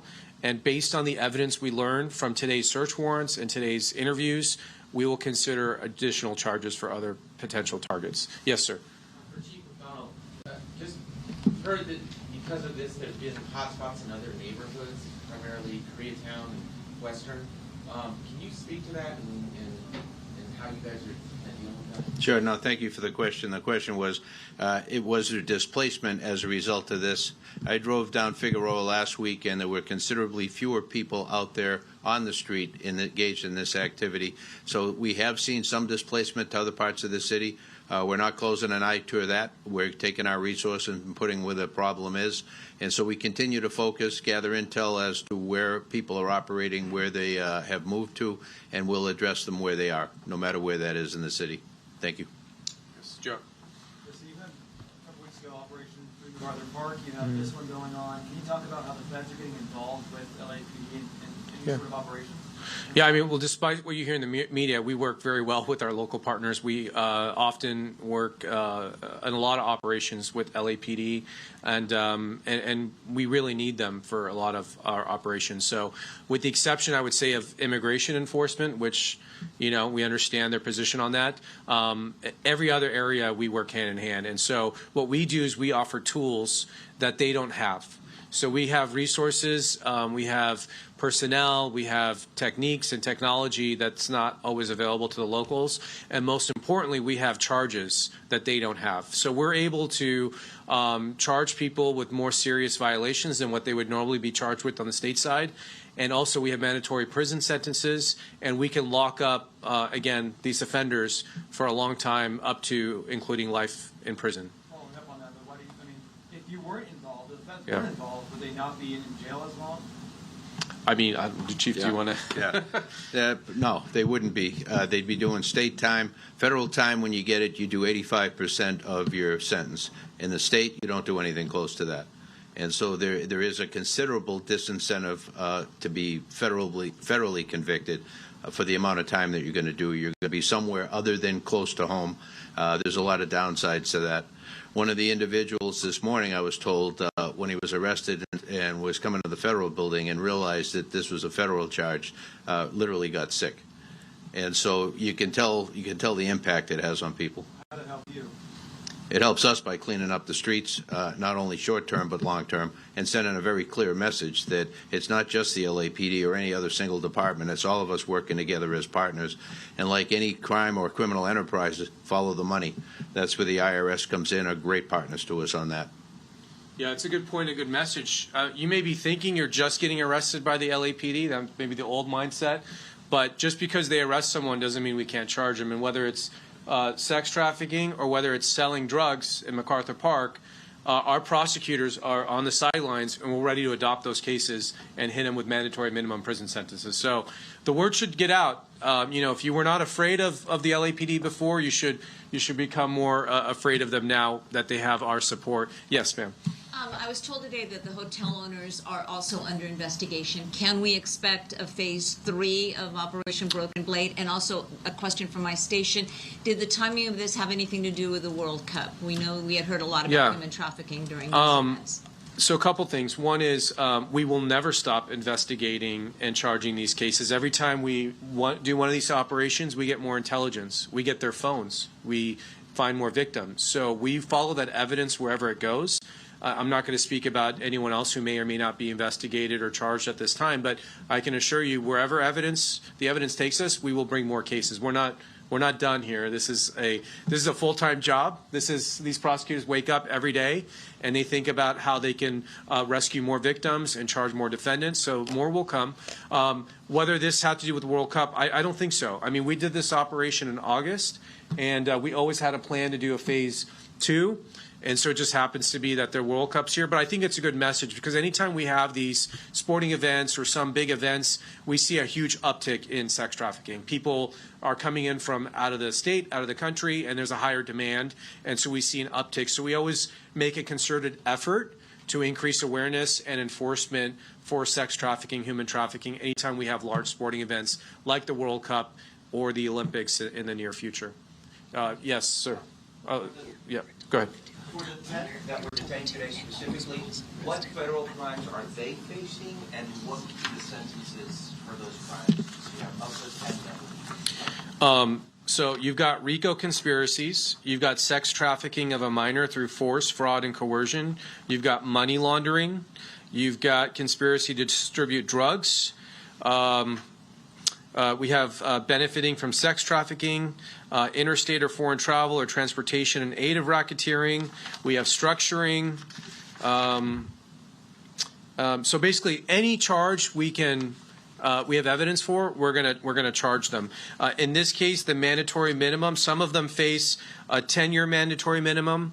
Some of them are facing a 15-year mandatory minimum, and some of them are looking potentially at life in prison. So these are very... There you go, listening to Bill Asaley talk about 10 more people indicted in the sex trafficking ring. Really horrific conditions and situations the victims were put in all this. We will have much more on our streaming, concluding that, and also we'll have much more after the break on Channel 13.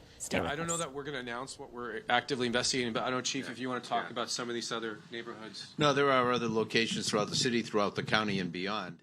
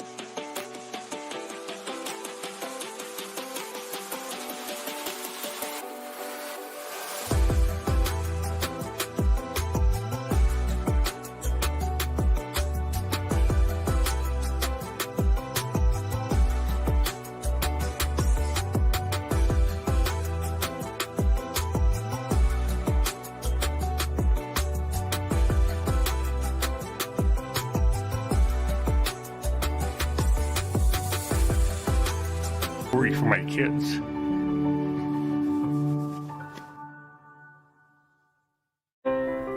To dream the impossible dream, to fight the unbeatable foe. Breaking news this morning, federal agents and local authorities conduct pre-dawn raids on a gang-related sex trafficking operation in South LA and Orange counties. The FBI, IRS, Homeland Security, and local police raided this hotel in South LA's Vermont Vista area. The hotel's manager was among 10 people arrested this morning for facilitating and benefiting from human trafficking. Moments ago, we heard from federal officials about the raid. Children as young as 14 years old, high school freshmen too young to drive, but who were forced into cars with strange men to have sex for money. That's the type of defendants we're dealing with today. These defendants recruited runaways, girls from foster care systems, and other vulnerable victims who turned to social media for affection, but these defendants ended up grooming them, recruiting them, and exploiting them.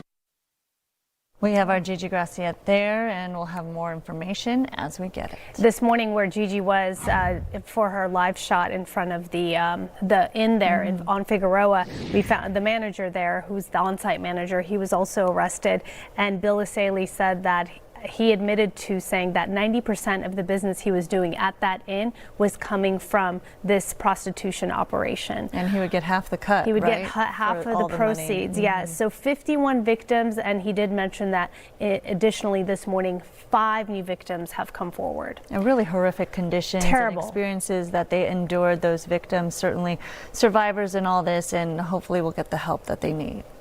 More to come there, but we got to also talk about this because it is a big day, of course. We're talking about Team USA at the World Cup with a knockout round game against Bosnia and Herzegovina. Game time is set for 5 p.m. And the U.S. is favored to win, but as we've seen throughout this whole entire tournament, anything can happen. The Americans ranked 15 against a 61-ranked Bosnia-Herzegovina team, and we'll be looking at a fresh starting lineup for Team USA with all the key players involved. We saw 9 of them sitting out last game against Turkey, but not tonight. USA star Christian Pulisic is healthy. He's in good form. You can expect him to be a key impact player on the pitch. And of course, check out the magic in the middle. That's back with Tyler Adams, Malik Tillman, and Weston McKennie. Solid core right there in order to play make, to put those goals in. As for Bosnia-Herzegovina, they are big, they are physical, they are excellent with set pieces, and you can't count out their grit. They have come from behind time and time again, so Team USA can't take anything for granted. Of course, you can watch it 5 o'clock right here on Fox 11. If U.S. wins, it will be their first time to win a knockout game since 2002. Celebrations in the streets last night after Mexico won their first World Cup knockout match in 40 years. And just like that, the curse is broken. There will be a 5th game at long last for Mexico. They beat Ecuador 2-0 last night in front of an electric crowd in Mexico City. These are scenes from watch parties across the country. There was an hour delay, by the way, to kick off due to lightning. Sad note to all of this, we are learning this morning that 3 people were crushed to death, oh my goodness, in the crowd there near Paseo de la Forma in the center of the city. There were so many people out, right? Look at that crowd. People will play, Mexico will play either England or Congo on Sunday, and we'll see who that is soon. Yep, the winner of that match. That match is taking place right now. All right, Mexico's win also touched off ruckus reactions across Southern California last night, right here at home. Yeah, let's go to Mario right now, hanging out at Tom's Watch Bar in Inglewood, making some friends, people coming into town for all the action. Oh, yeah, for sure. And what a victory it was last night. Those 2 goals by Mexico in the first half of the match against Ecuador, and that really gave them the momentum they needed to push forward, undefeated so far in the 2026 World Cup. I want to talk to these 2 brothers because you guys were at a fan zone watching the game last night. What did you think? It was an amazing experience. I was on downtown Fox Theater, and Mexico did the job at Azteca Stadium. And the winner of this game is going to be playing against them on Sunday. Actually, I had a ticket for that one, but I had to sell it because it was only one ticket. If it was two, I would have taken my twin brother with me. Nice, twin brother. Okay, so did you guys hear the celebrations last night after Mexico won? Yeah, I actually came from the Bay. Used to live here, but I live in the Bay now. And we're going to the Spain game tomorrow in the stadium, so that's the main reason I came for, enjoying the games, you know. It's been a very beautiful time. So you just arrived, you both getting ready for that next match. There's so many, the World Cup activity moves very quickly, but let's talk about that victory last night. Take a look at what happened as far as celebrations here in Southern California when that match was called.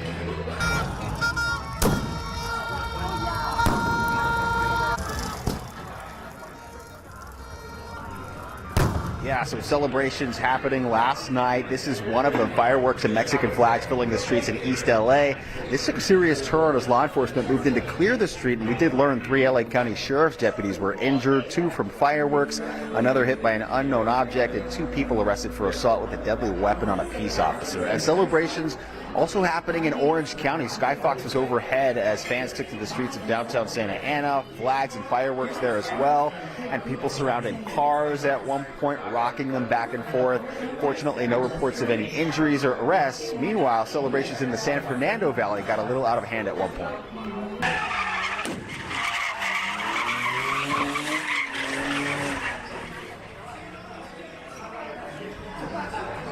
In Pacoima, at least 2 people were arrested after a street takeover. Crowds cheering as cars spun donuts, with some people hanging out of windows. Police ordered the crowd to disperse around midnight and formed a skirmish line to clear the area, several being arrested there. So back out here live here at Tom's Watch Bar, England has come pretty close to tying the game here against DR Congo. The winner again moving on to face Mexico in the round of 16 this Sunday in Mexico City. Fans also looking forward to cheering on the U.S. taking on Bosnia and Herzegovina today. This group here from Australia, you guys came all the way out here just to be near some of the action. Tell me about it. Just wanted to be around it.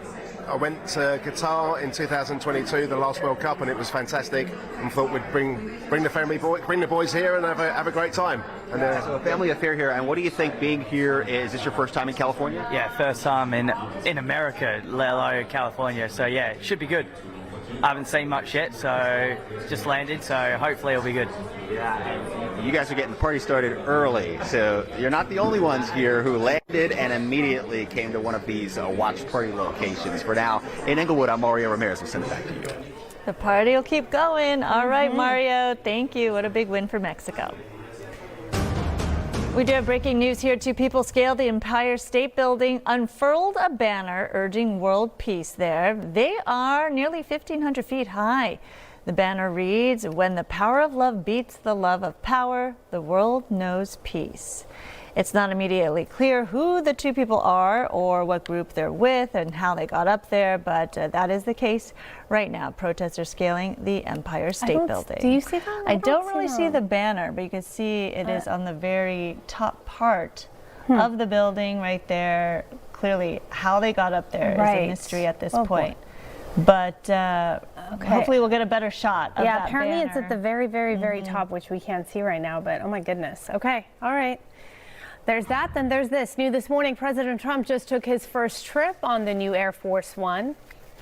This is a plane that the United States of America should have. Our Air Force One was 35, 36 years old, and it would be parked next to the new ones like this, and it really didn't look appropriate for our country. The president now in North Dakota to visit the new Theodore Roosevelt Presidential Library. The $400 million luxury jet was a gift from Qatar. After visiting the Roosevelt Library, President Trump will board the Freedom 250 train to kick off July 4th celebrations. President Trump is now calling on Congress to take action on birthright citizenship after the Supreme Court dealt him a major setback. But as Doug Luzada reports from Washington this morning, the path forward won't be easy.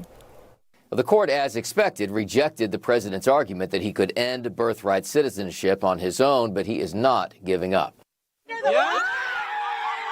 The cheers outside the Supreme Court when the ruling came in, a 6-3 decision that birthright citizenship cannot be ended by President Trump's executive order. Writing for the majority, Chief Justice John Roberts invoked the rights of citizens, writing, "The framers of the 14th Amendment extended that promise to every free-born person in this land." It's just a preposterous ruling. Vice President J.D. Vance expressed White House frustration, but the administration isn't throwing in the towel. We actually have an opportunity to reverse this decision, just as we've reversed so many bad decisions throughout the generations. And to that end, President Trump posted on Truth Social, Congress should start today to work on ending expensive and unfair to our country birthright citizenship. They will have my complete and total support. We're looking at that. We need to address the issue as quickly and as efficiently as we can. House Speaker Mike Johnson promised to consider that, but as a constitutional law attorney, he also sounded skeptical. And after yesterday's ruling, nothing short of a new amendment to the Constitution may be needed to change the law. To deal with birthright citizenship, you're going to have to change the Constitution. We've never had that debate, and maybe we should. I'm not too sure how it would turn out. But we have seen the numbers really shift on this through the years, with clear majorities now supporting birthright citizenship. In Washington, Doug Luzader, Fox News. A new federal filing by the Office of Government Ethics reveals President Trump pulled in a little more than $1 billion from crypto businesses last year. More than $500 million came from selling crypto products, including governance tokens. More than $600 million came from sale of souvenir-type meme coin. The profits come after President Trump reversed the Biden administration's strict stance on the crypto industry after taking office. And let's take a live look right now at the big board. The Dow starting the month of July in the green, as we've seen for the past few days now. It's a turnaround from where it has been when the market was open. You see a little red right there earlier when those markets open. But clearly there is still concern over the Middle East as the situation there continues to worry investors. But right now in the green, the Dow up 168 points. The CIA's secretive MKUltra program is drawing new scrutiny. The U.S. government project involved mind control experiments on unsuspecting people using things like LSD, hypnosis, as well as other techniques. Some researchers and journalists have alleged potential links between MKUltra and Whitney Bulger, the Unabomber, and even the 1969 Manson murders. Fox's Mike Emanuel has more. This hearing is about the crimes committed by the Central Intelligence Agency against the American citizens and the decades of secrecy used to conceal them. Congress shining a spotlight on one of the most notorious chapters in the history of the CIA, MKUltra, agency's research and experiments in the 50s and 60s with mind control. MKUltra was one of the most secret government programs in American history. The ability to seize the control of a person's perceptions, memories, and ultimately their behavior. Historian Stephen Kinzer says the CIA chemists behind the operation sought out, quote, expendables in foreign countries to use for experiments. Human beings who would not be missed if they disappeared. What amounted to a license to kill issued by the U.S. government. Journalist Tom O'Neill even looked into whether MKUltra could have played a role in the Charles Manson murders. How had Manson, a barely literate ex-con, acquired the ability to persuade ordinary young people to murder complete strangers simply because he had told them to? Kinzer says the U.S. was willing to do anything it could to gain an upper hand during the Cold War. Ultimately, the CIA labeled MKUltra a failure, but that may not be the end of the story. It may well have been true in 1963 that mind control is a myth, but whether it's still true is uncertain. The program officially came to a close in the 1970s, and the files associated with it destroyed. But whether or not it really ended then and there, well, that depends on who you ask. In Washington, Mike Emanuel, Fox News. And And I'm Maria Corban. We've got we've got a new month. Did you guys realize that? Maybe you didn't turn the page on the calendar, but today is July 1st. And here are the climate data facts. On average, we see a high temperature of about 82 degrees.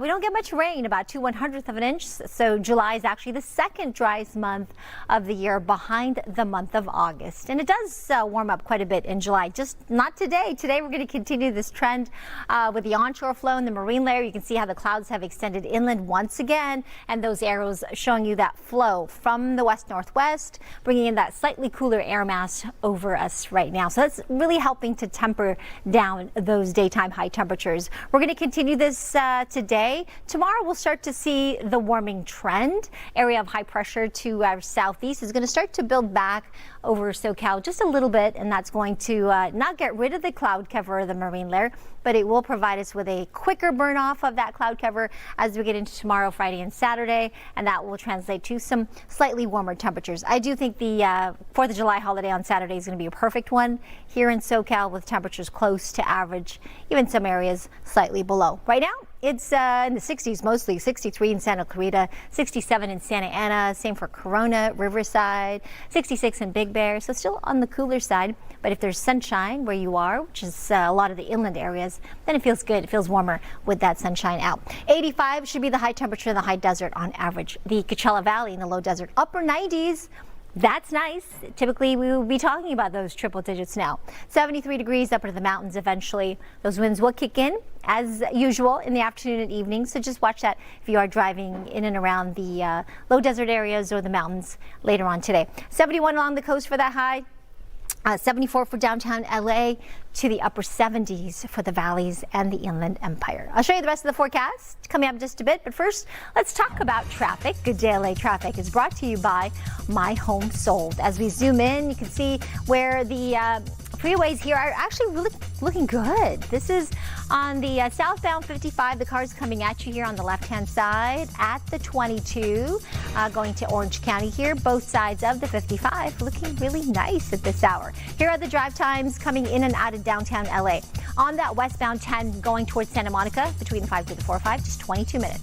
On that north 110 between the 405 to the 10, just 21 minutes. And on that west 60 between the 57 to the 5, only 24 minutes. Here's some of the other traffic hotspots. Hi, I'm Adrian with My Home Sold, and we want to buy your house. We buy any house in any condition. No commissions, no closing costs, and no repairs. Go to myhomesold.com for a free same-day cash offer. That's myhomesold.com. Where the star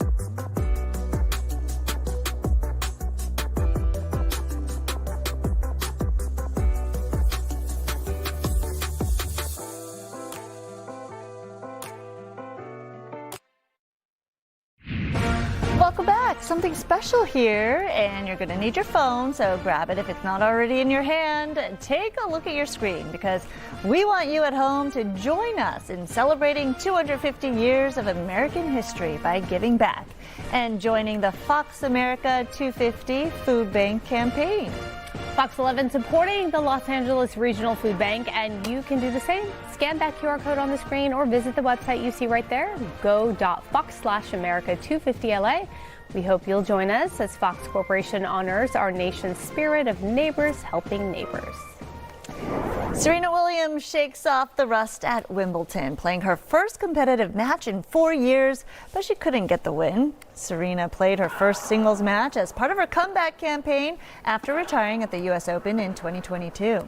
Williams battled to win the second set, but ended up losing in 3 sets to Australia's Maya Joint. Serena says she enjoyed the moment, adding it was really great to be back at Wimbledon. Now she'll get ready for a doubles match with her sister Venus later this week. You know, I was obsessed with this, just watching that, because people are like, what does she have to prove? Well, she did prove that at 44 years old, you can clock in a 122 mile per hour serve. Woo, pretty impressive. You know what my serve hits? What? Not that.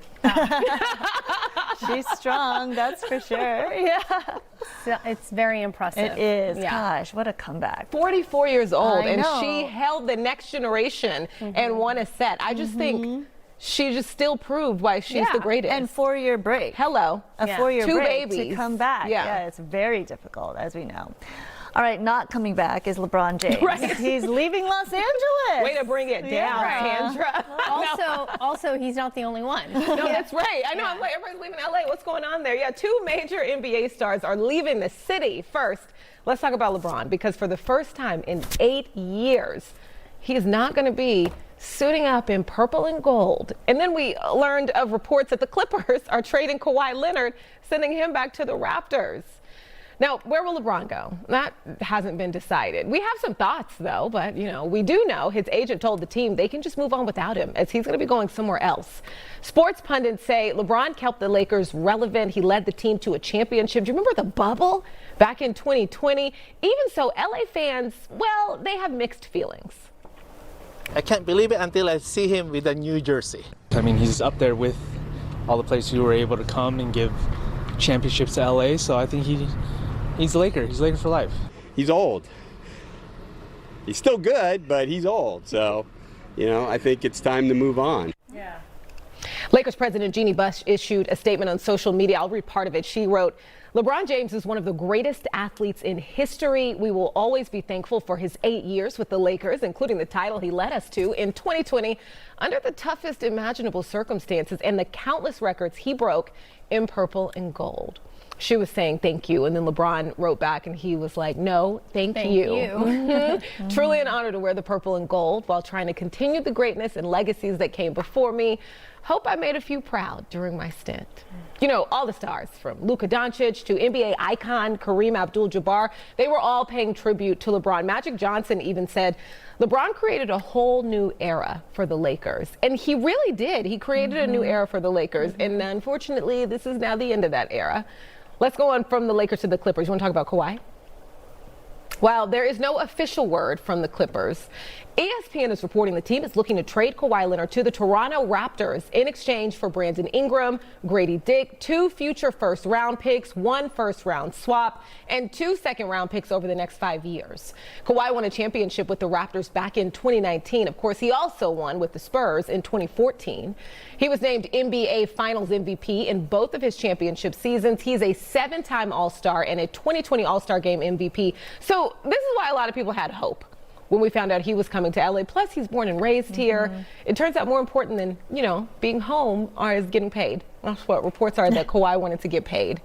He wanted that extension. The Clippers weren't going to offer it, so he moved on somewhere that would pay him. LeBron also moving on. There have been reports for months that the team was already going to move away from him. So what I think is interesting here is, you have Rich Paul, his agent, call the team and say, hey, we're moving on, and then you release that information publicly. At the very least, he sort of took control of the public narrative, and he gets to say, look, this was my idea, and the public gets to debate what should have happened, what could have, this is what it is. But he made history, right? Father and son team on the Lakers. What's going to happen to Bronny is the big question. You remember, people were criticizing Bronny. They were essentially saying, you know, he got like a Nepo gig, which, to be fair, you still have to be good to a certain extent for them to pay you money and give you a slot on an NBA team. And I think the Lakers are kind of making that point that Bronny's his own man, because they could have waived him. The deadline for that was 2 p.m. our time on Monday, and they did not waive him, guaranteeing his full $2.3 million contract, where he will stay on the team that his father is leaving. And so I think that that says a lot. Regardless of what you want to say about him and how you feel, the team is saying, no, we want him here, we'll pay him. They're investing in him. They're waiting for him to develop fully. Exactly. Whether or not LeBron's there or not. Exactly. So where is LeBron going? Where is LeBron going? Dwight Howard, he's messy, you know. He has some thoughts. He said LeBron farewell tour in Ohio is going to be popcorn. But what if LeBron doesn't want to play in the NBA? He's got options. He can go home, and it doesn't have to be the Cavs. Okay, Ohio State, they jumped in the conversation. Look at this here. They jumped into the conversation, and they said that, you know, if you're ready, the cleats are ready for you. Just say the word. The PGA Tour, we often joke about, you know, post-retirement. They said they're ready for him. What if he wants to play in the NFL? Lots of teams also want to see LeBron in their jersey. He can even work for the dictionary. Okay, they have said, we'll take you. Okay, but realistically, I think Golden State, this seems like a real possibility. Draymond Green just opted out of his contract, but that also doesn't mean Draymond is leaving.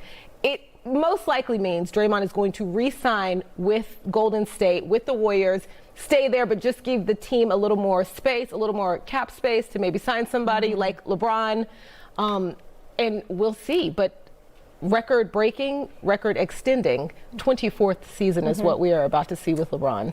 This has just been, I think, a fascinating point. We always see it. We talk about like NBA, we talk about trades and the deadline, but we're seeing John Morant leave Memphis. We're seeing Giannis leave Milwaukee. He's going to Miami.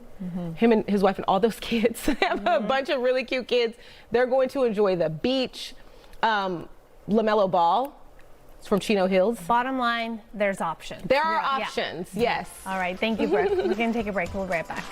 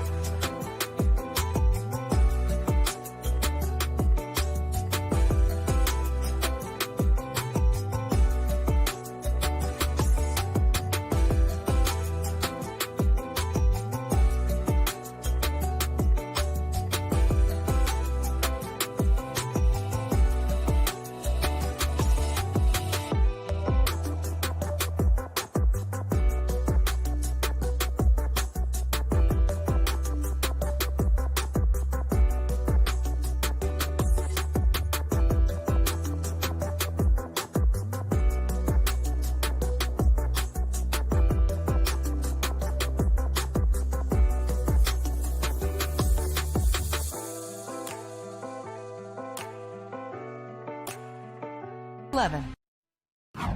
And welcome back to you. I'm meteorologist Maria Pabon. Good Day LA weather is brought to you by the Razavi Law Group. Looking at the farmers market. It's Wednesday. You know, it's the farmers market always on Wednesdays there in Santa Monica. And it is the 1st of July. We are in it.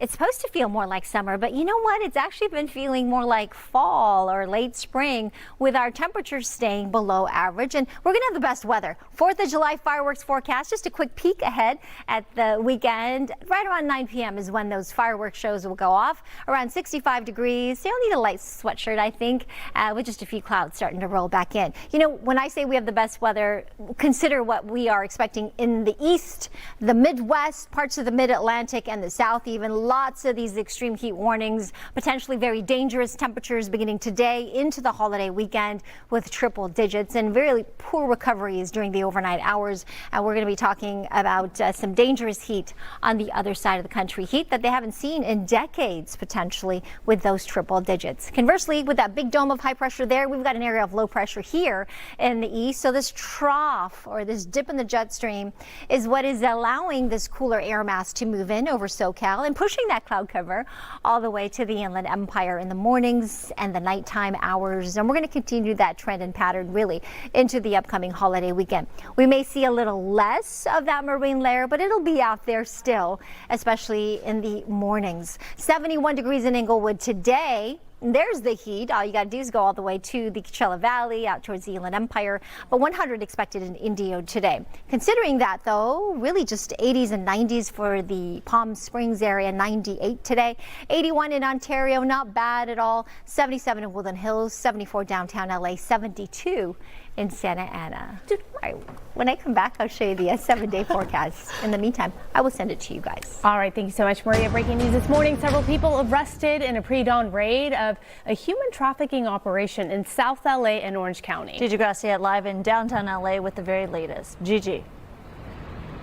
Good morning. A media briefing with First Assistant U.S. Attorney Bill Saley and LAPD Chief Jim McDonald just wrapping up here at the old courthouse in downtown Los Angeles, talking about the 18 people indicted this morning in a series of early morning raids. And we were there for one of them. Take a look. This all starting at 5 o'clock in the morning. Multiple raids in both L.A. and Orange County conducted simultaneously, so suspects wouldn't have a chance to notify each other, with agencies including the FBI, IRS, and the Department of Homeland Security joining forces with local law enforcement. This one was at a motel on Vermont and 104th, where the indictment alleges 90% of the hotel's business was renting rooms for prostitution. 18 defendants, 17 men and 1 woman indicted today in phase 2 of what's called Operation Broken Blade. Most defendants members of an infamous South LA street gang federal agents say operates like a business enterprise and is behind the prostitution on the Figueroa corridor. Charges they're facing include sex trafficking of young women and minors, girls as young as 14, many of them, the federal indictment alleges, in the foster care system, targeted. Over 50 victims identified, 5 of them found just today. Other charges include human trafficking through force, fraud, and coercion, drug trafficking, money laundering, assault, robbery, kidnapping, and other violent crimes. They're also accused of being something called an EBK. That stands for Everybody Killer. The indictment saying that these gang members will, quote, kill anyone or commit violence against anyone who stands in their way of making money or promoting human trafficking. Children as young as 14 years old, high school freshmen too young to drive, but who were forced into cars with strange men to have sex for money. That's the type of defendants we're dealing with today. These defendants recruited runaways, girls from foster care systems, and other vulnerable victims who turned to social media for affection, but these defendants ended up grooming them, recruiting them, and exploiting them. Now, again, most of the suspects are gang members, but at least one of those indicted this morning is not a gang member, but again, the manager of that motel on Vermont, identified as Mukesh Kumar Rambai Ahir. He's facing charges of money laundering and human trafficking. The IRS saying the motel was being used for prostitution, and the hotel manager was the one benefiting financially. And bringing it back here live, the IRS telling us that the motel owners are also under investigation. The IRS wants to know exactly what they knew, and they say that this manager was absolutely cold-hearted because parents of missing girls would often show up at this motel. They had gotten word on the street that they were involved in prostitution and they were operating out of that motel. He would not help them. They say, the federal agents, that he was well aware of what's happening, and he apparently is a dad himself, because we saw his family being taken out of the motel this morning, and there were 3 small children. So a lot of very, very serious charges, and many more could come, because they say that these suspects will undoubtedly lead the feds to more suspects in human trafficking in Los Angeles. This makes you sick, Gigi, listening to all these details, horrific crimes committed to young girls and children, and It's just gone the on for so inhumanity long. of it all. Yes, Yeah. unbelievable. Thank you for being there throughout the day. As we get more information, of course, we're going to keep staying on top of this. Appreciate it, Gigi. And we do have other breaking news out of New York City here. This couple causing quite a scene. Take a look at the spire of the Empire State Building. They climbed it to the very top with masks, all in the name of peace. The two have a banner that reads, "When the power of love beats the love of power, the world will know peace." Following a response by the New York City Police Department, the pair appeared to take down the banner and climb down to a lower platform there. One of the people then appeared to pull out an engagement ring out of a backpack, get down on one knee, and propose. This has turned out to be quite a spectacle, with crowds gathering below. So if anything further develops here, we'll be sure to tell you. I'm getting nauseous watching this. I just want to know, how were they able to do this? And I don't see any kind of rope or anything, safety net, this nothing. Is insanity. They don't fear heights. That's for sure. That's for sure. Or commitment. Right. Making a statement, that's for sure. All right. Locally here, a big day for Team USA at the World Cup. They have a knockout round game against Bosnia and Herzegovina. Game time, 5 p.m. Ashley Dvorkin joining us from Santa Clara with a preview. Hi. Hi, Araxia and Sandra. Yes, we're getting closer and closer to the match. They're getting the setup ready here at the stadium. We saw them painting the lines on the pitch. I'm sure there's a more technical term for that, but I'm going with it. And it's a very meticulous process, by the way, but you can't rush perfection. So it's getting closer and closer. You can feel the energy, the excitement, and soon the U.S. men's team will take the pitch here with the chance to win the knockout round for the first time in 24 years.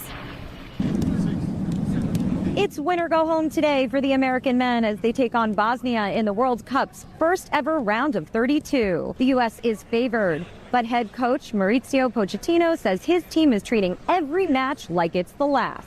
Going there and try to play free and enjoy. And with responsibility. To advance, they'll have to do something they haven't done in 5 years, beat a European team. Their last victory came against none other than Bosnia in 2021. We're going to this game, with a lot of confidence, also, and not with arrogance, making sure that we give them the same respect that they deserve. The U.S. is a different squad this time around, and its starting 11 will be at full strength. Star player Christian Pulisic is back and healthy after returning to action to wrap up group play. But he says he's not underestimating any opponent. We don't expect an easy match at all. People can say what they want to say. We know what they offer. This is only the second knockout round match the U.S. has ever played on home soil. And thousands of fans have made their way to the Bay Area to cheer on the red, white, and blue. I just think it's incredible having the World Cup on home soil and having so many fans just get to come and support the team. And speaking of the fan zone here will open about 3 hours before the match. And I've been in those fan zones and they get very full very quickly. People are waiting online for the moment those doors open. So that will be happening here. And if the U.S. team wins, next stop, Seattle for the round of 16. Sandra, Araxia. And Amanda, hi Ashley. Since hi Amanda. It's our USA Day. Let's do the wave, girl. Let's have you start it. Then we'll go to me, then Araxia, then Sandra. We can do this. We've been working on this. Ready? Okay. Wait, I should go. All right, making waves for match day. Okay, ready? I got it. I'll start. No, Sandra. I just said the order. I said the order. Look, how is the way? See, thank you. All right, you're right. You're right. Go, Ashley, one more time. Oh gosh. Jeez. All right, one more time. All right, we're gonna get this. I'm over it. There you go. Thanks for playing, Ashley. Oh, you didn't even send it back. Thanks for playing, Ashley. Oh my God. Oh boy. By the final, Right. by Thank the you, final, Ashley. we will get this. Okay, Yeah. yes. By July Thank you 19th. all. Yeah. By July 19th, by the grace of God, we will get the this final. We will get this wave. But we had it down today. Ready? Oh, the row? Row. Yeah, but we're cheering. Our focus is USA, man. I know, right but now. I'm just letting It's everyone the only know thing we've she got knows right the. I know the row. We got to get the wave. Okay. All right. Entertainment sponsored by Yamava Resort and Casino. It's a love story, baby. Just say yes and then sign an NDA. Taylor Swift and romantic. Travis Kelce are allegedly about to tie the knot this weekend. We have to say allegedly because we don't have any confirmation. This is all speculative, as Taylor nor Travis has revealed anything themselves or through their teams. But according to the Hollywood Reporter, here's what we allegedly know. Ready, ladies? Get your teacups. Guests were asked to sign ironclad NDAs. Guests were originally only told to block off the next 2 days and await further instructions. A worker was allegedly fired from Madison Square Garden for attempting to take a photo of the decor, which was a large fairy tale castle that's currently under construction at MSG. There is some speculation that the wedding is something everybody will be able to watch. A castle? Like, what is she going to be? Rapunzel, let down your hair? Yeah. Like, what is going on here? This is much. Now, some Swiftie groups that I may or may not be a part of think that this is all just a distraction and that she's still maybe keeping the plan of getting married in Rhode Island. What? So who's going to be in Madison Square Garden? This is what I'm saying. Like remember, there hasn't been any confirmation. We don't know anything. This is all speculative. So it's going to be real intimate and romantic at MSG. Some people think that they are already married. Okay. They probably are. Got married, and that this would just be kind of like a party. So we will see. We shall see. But either way, hey, it's the 4th of July this weekend. It's a great weekend to get married, celebrate a lot of fireworks. And, we asked you, maybe you were born in the USA, maybe you weren't born in the USA, maybe you know your ancestry, maybe you don't. Have you taken an ancestry DNA test? 35% say yes, you have, and it's been a total shocker. I have to say, the comments have been great. We've got a good one. The comments are awesome. Yeah, we've got this one. Cynthia in Santa Paula says, yes, total shock. My birth father was not the one on my birth certificate. But that said, I got to know my half-sister and cousin on the other side of the United States. I now have a slew of cousins, nieces and nephews, plus grandniece I just met. I'm telling you, it's a lot of piping hot tea this morning. I know, with right? The poll. Got so many Pinkies secrets. up all the way. Lots of secrets out there. Yeah. Pinkies up. Yeah. We'll be right back. Sending it back, Amanda. You always send it back. This is the second time I'm you not in slacked on charge of sending it back. I sent it back.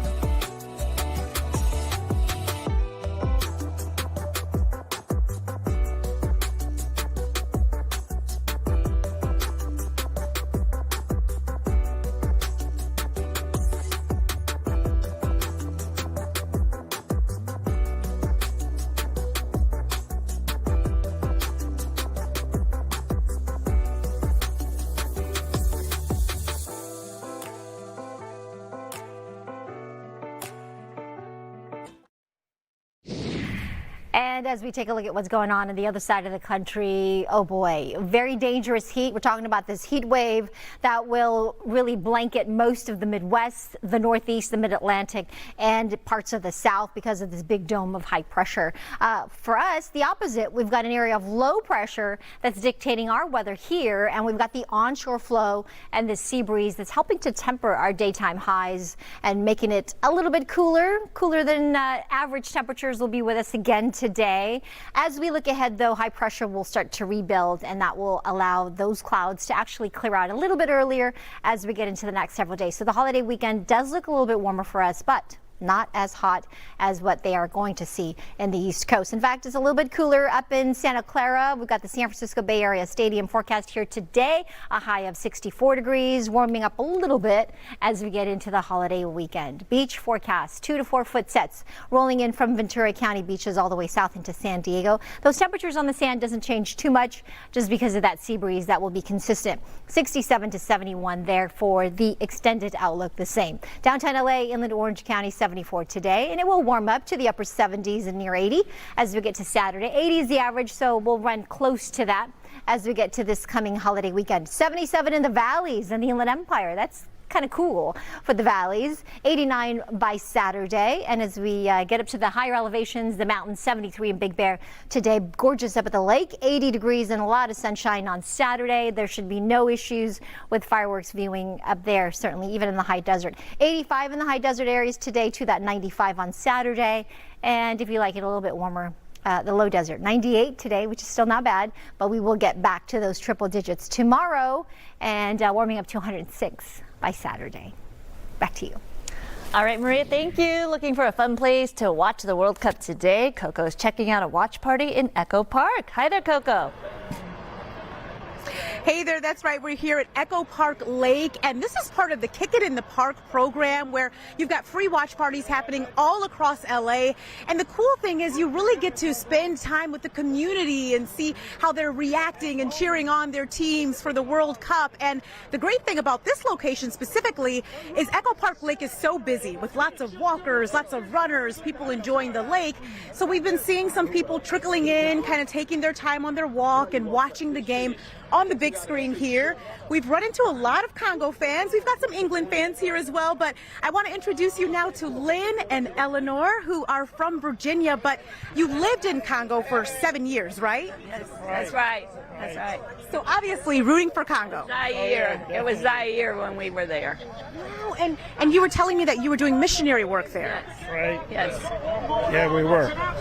That's amazing. And so now you're here, you're visiting family as well. And what do you think about this event where you're able to watch the game on the big screen? That's wonderful. Yes. Awesome. Awesome. You can't go to Atlanta, then you can see it right here. Exactly. Yeah, and we came at the right time from Virginia. Yeah. You did. You came at the right time, and you were telling me of course, whenever you come here and visit your family, you've got to eat In-N-Out, right? Yeah. Did that. Yeah. I love that every single time. Thank you so much, Lynn. Thank you so much, Eleanor. I know you're rooting for Congo, so we're going to see what happens with the game. I also want to introduce you to Suzanne over here. So hi. You've been camping here with your wonderful dog, too, and you were telling me that you're rooting for Congo right now. Correct. I'm rooting for Congo, but it's looking kind of dicey. Very much so. Very much so, yes. But you were telling me, too, that you've got a story about 32 years ago, right? 32 years ago, 1994, right before I came here for college, where I was born and raised, Kuala Lumpur, Malaysia. The U.S. was hosting the World Cup, and I was, on a school break. So I watched every single match, and the time difference, I was up in the middle of the night just watching all the matches, and it's just kind of cathartic almost that I'm here, and I haven't made it to a live game in the U.S. So, but I'm grateful to be here outside, and 32 years later living here in America. So it's kind of cool. That is cool. We love that for you. Thank you so much for talking to us, Suzanne. Hope you continue to enjoy the game and your great spot that you found to watch the big screen here. You took the day off for this. Good idea, good planning, good thinking. A lot of people enjoying themselves here at Echo Park Lake. I'll send it back to you. Oh, Congo trailing right now. I know there's a lot of Congo fans out there, Coco, but still a few minutes left of the match. So we'll see what happens. All right. Thank you, Coco. We're going to take a break. We'll be right back.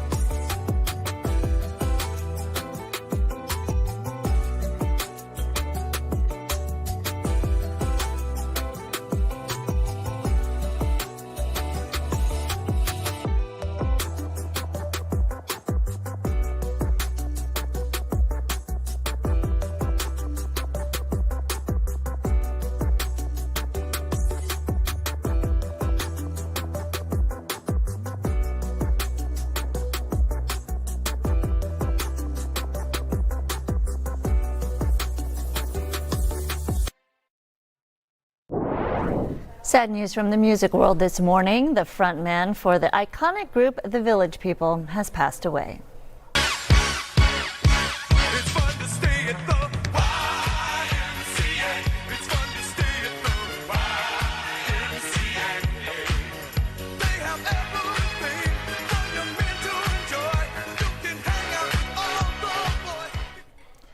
Victor Willis died at the age of 74 Monday after what his wife called a short but aggressive illness.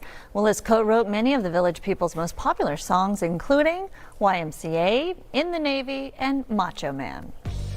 Our condolences to him and his family. We'll be right back.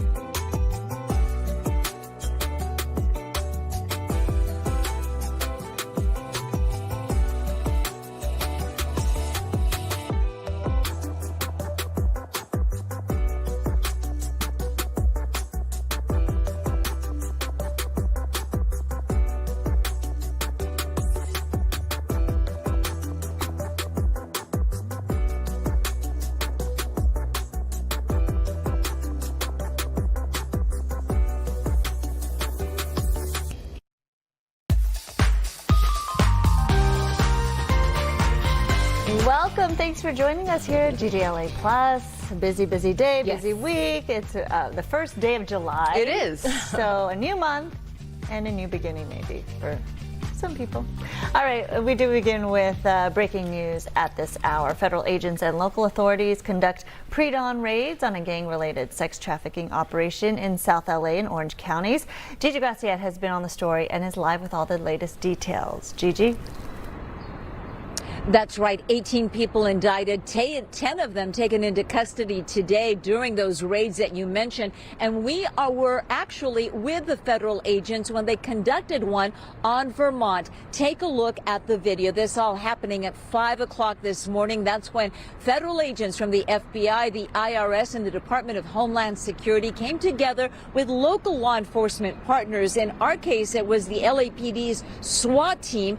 They targeted multiple locations at exactly 5 a.m. All of them hit simultaneously so that suspects wouldn't have a chance to notify each other. Now, the one we were at was a motel on Vermont and 104th, where the indictment alleges 90% of the motel's business was renting rooms for prostitution.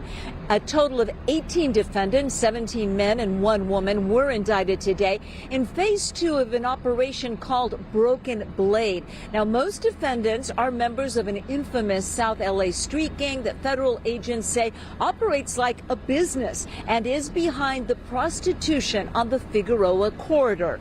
Charges they're facing now include sex trafficking of young women and minors, girls as young as 14. Many of them, the indictment alleges, are in the foster care system. Over 50 victims have been identified. 5 of them were actually found today. Other charges include human trafficking through force, fraud, and coercion, drug trafficking, money laundering, assaults, robberies, kidnappings, and other violent crimes. They are also accused, the gang members are, of being what's called in the indictment an EBK.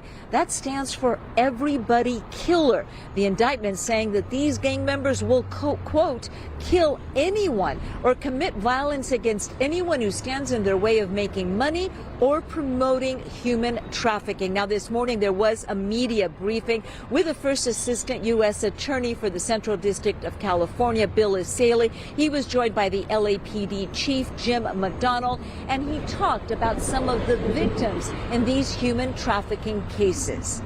Children as young as 14 years old. High school freshmen too young to drive, but who were forced into cars with strange men to have sex for money. That's the type of defendants we're dealing with today. These defendants recruited runaways, girls from foster care systems, and other vulnerable victims who turned to social media for affection, but these defendants ended up grooming them, recruiting them, and exploiting them.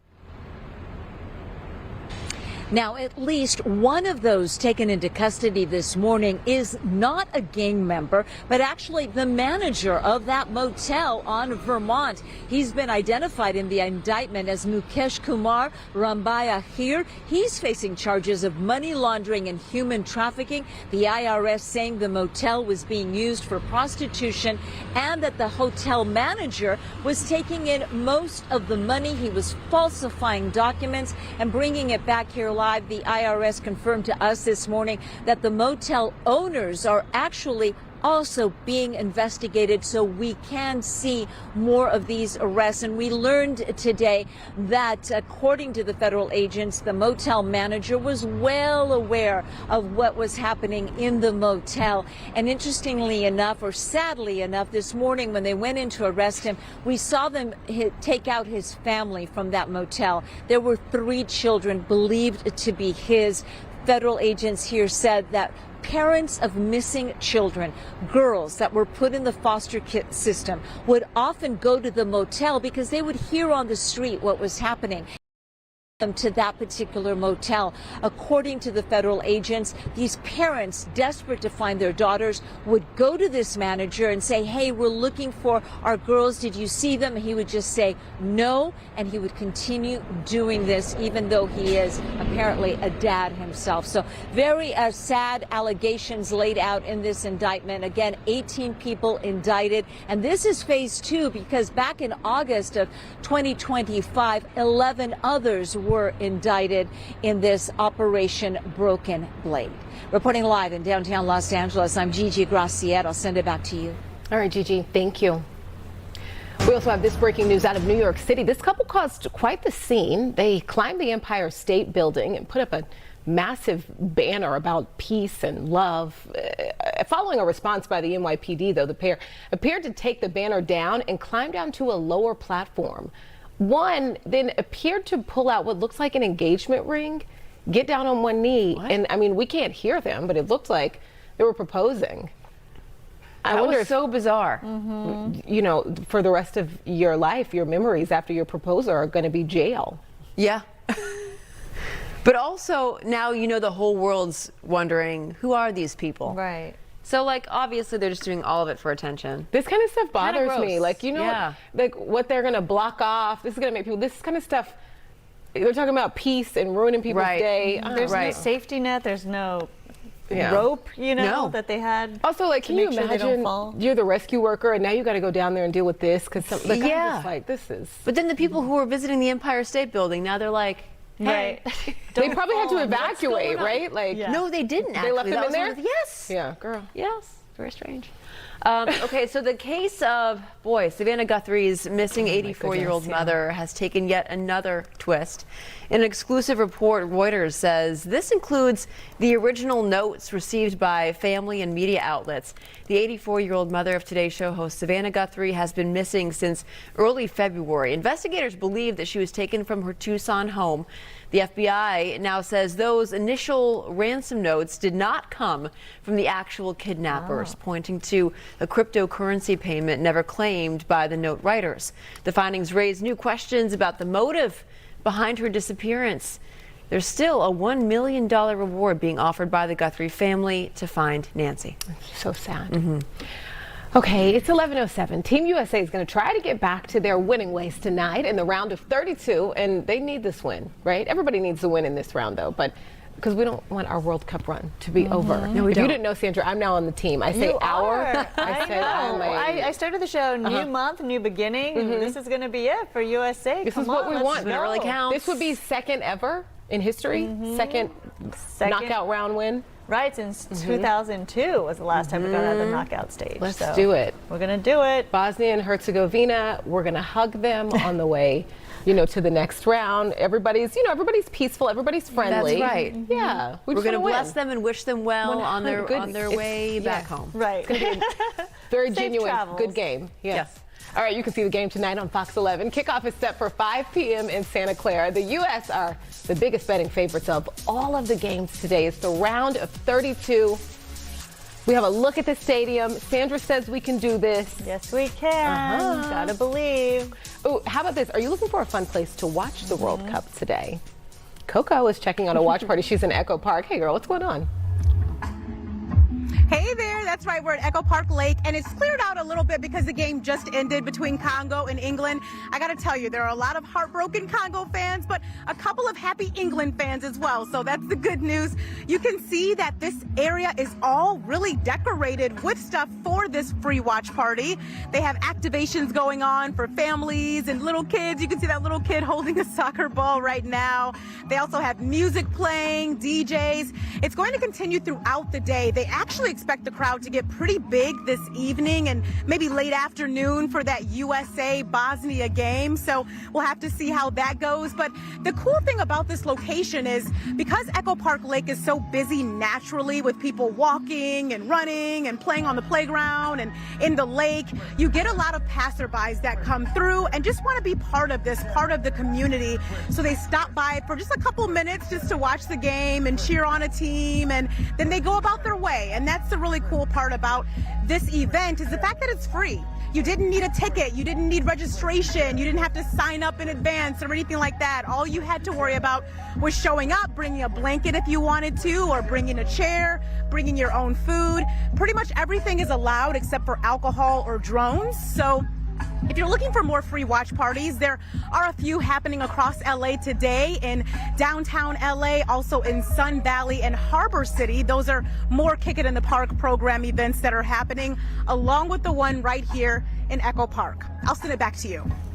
All right, Coco. I mean, we're gonna bring it for Team USA. That is for sure. Those We're gonna watch play parties. so hard. Yes, we Yeah, are. we're on the team. Yes, we Yeah, are. we're gonna play hard. All right, Thanks, Coco. Thank you. So coming up, Amanda will be joining us. Our poll this morning blew up so well. We'll discuss that and much more after the break.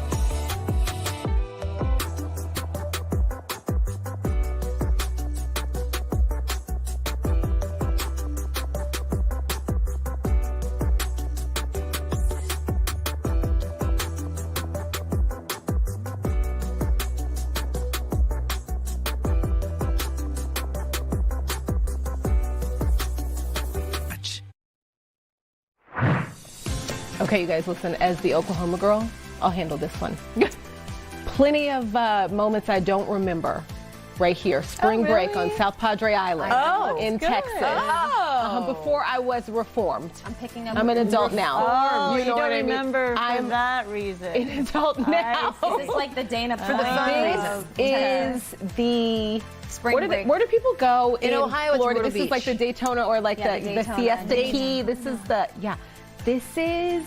That's what I meant. This Daytona. is where you go see. when Okay. you're in Oklahoma, Texas. Spring That's where you go break. to Let's South go. Padre Everybody Island. goes to South Padre. We're going to Padre. We're Havasu listen. is one of those Heck yeah. places. where it Palm goes. Springs. I'm trying to think where I went for spring break. Where'd you go? I mean, Well, you know what, it was down in the Cabo. street. You're from Vegas. Well, right. We would just go back to go from Vegas, but I went to school in California. But yeah, we would just go to Vegas. Yeah, just I mean, I went to Vegas for dinner for prom and homecoming. Yeah. Wow. I What a wouldn't life. say. We went to the Strip. Is what I mean. We went to the I've been to Vegas one time. It took me 2 weeks to recover. Wait, back it up. That sounds about You've right. only been to Vegas one time? I mean, I can't handle it. I don't think that my body's like strong enough. You know what? 2 days. It's the first time I 2 ever days max. experienced heartburn. I was like, what is Oh. this? Yeah. Yeah, Jen's is right. this 2 feeling? days is You really can't go for kinda- any more than 2 Yeah. days. It's 2 days. I was like, it'll be fun. We'll go to the It's kind of pool how I party. feel I'm about like, Yeah, yeah. Orlando. Yeah. 2 I was days. at the club until 8 o'clock in the morning. It was prison. Oh my Yeah, God! they don't have clocks on the wall in Vegas for a reason. There's no clocks on the wall. You notice? I did not know that. Do you ever see a clock in a casino? And they pump in oxygen, right? No So windows. You don't even know what time it is. No, they want you to stay and play. IV drips. Stay and play. Play. Just turn our mics on. It doesn't matter the topic. Speaking of stay and play or not stay. Thank you. Love a solid transition. That's right. LeBron James. That's who she's talking about. He is a free agent. I feel like he already has a plan, but we know for sure that he's not coming back to the Lakers. So this is going to be a record-extending 24th season in the NBA, and he will not be wearing purple and gold. His agent has already let the Lakers know, move on. Without him, he's going to play somewhere else. The 41-year-old spent 8 seasons with the Lakers. He won a title in arguably one of the hardest eras ever. They were playing in the bubble during the pandemic. They won. He even became the first active father-son duo to play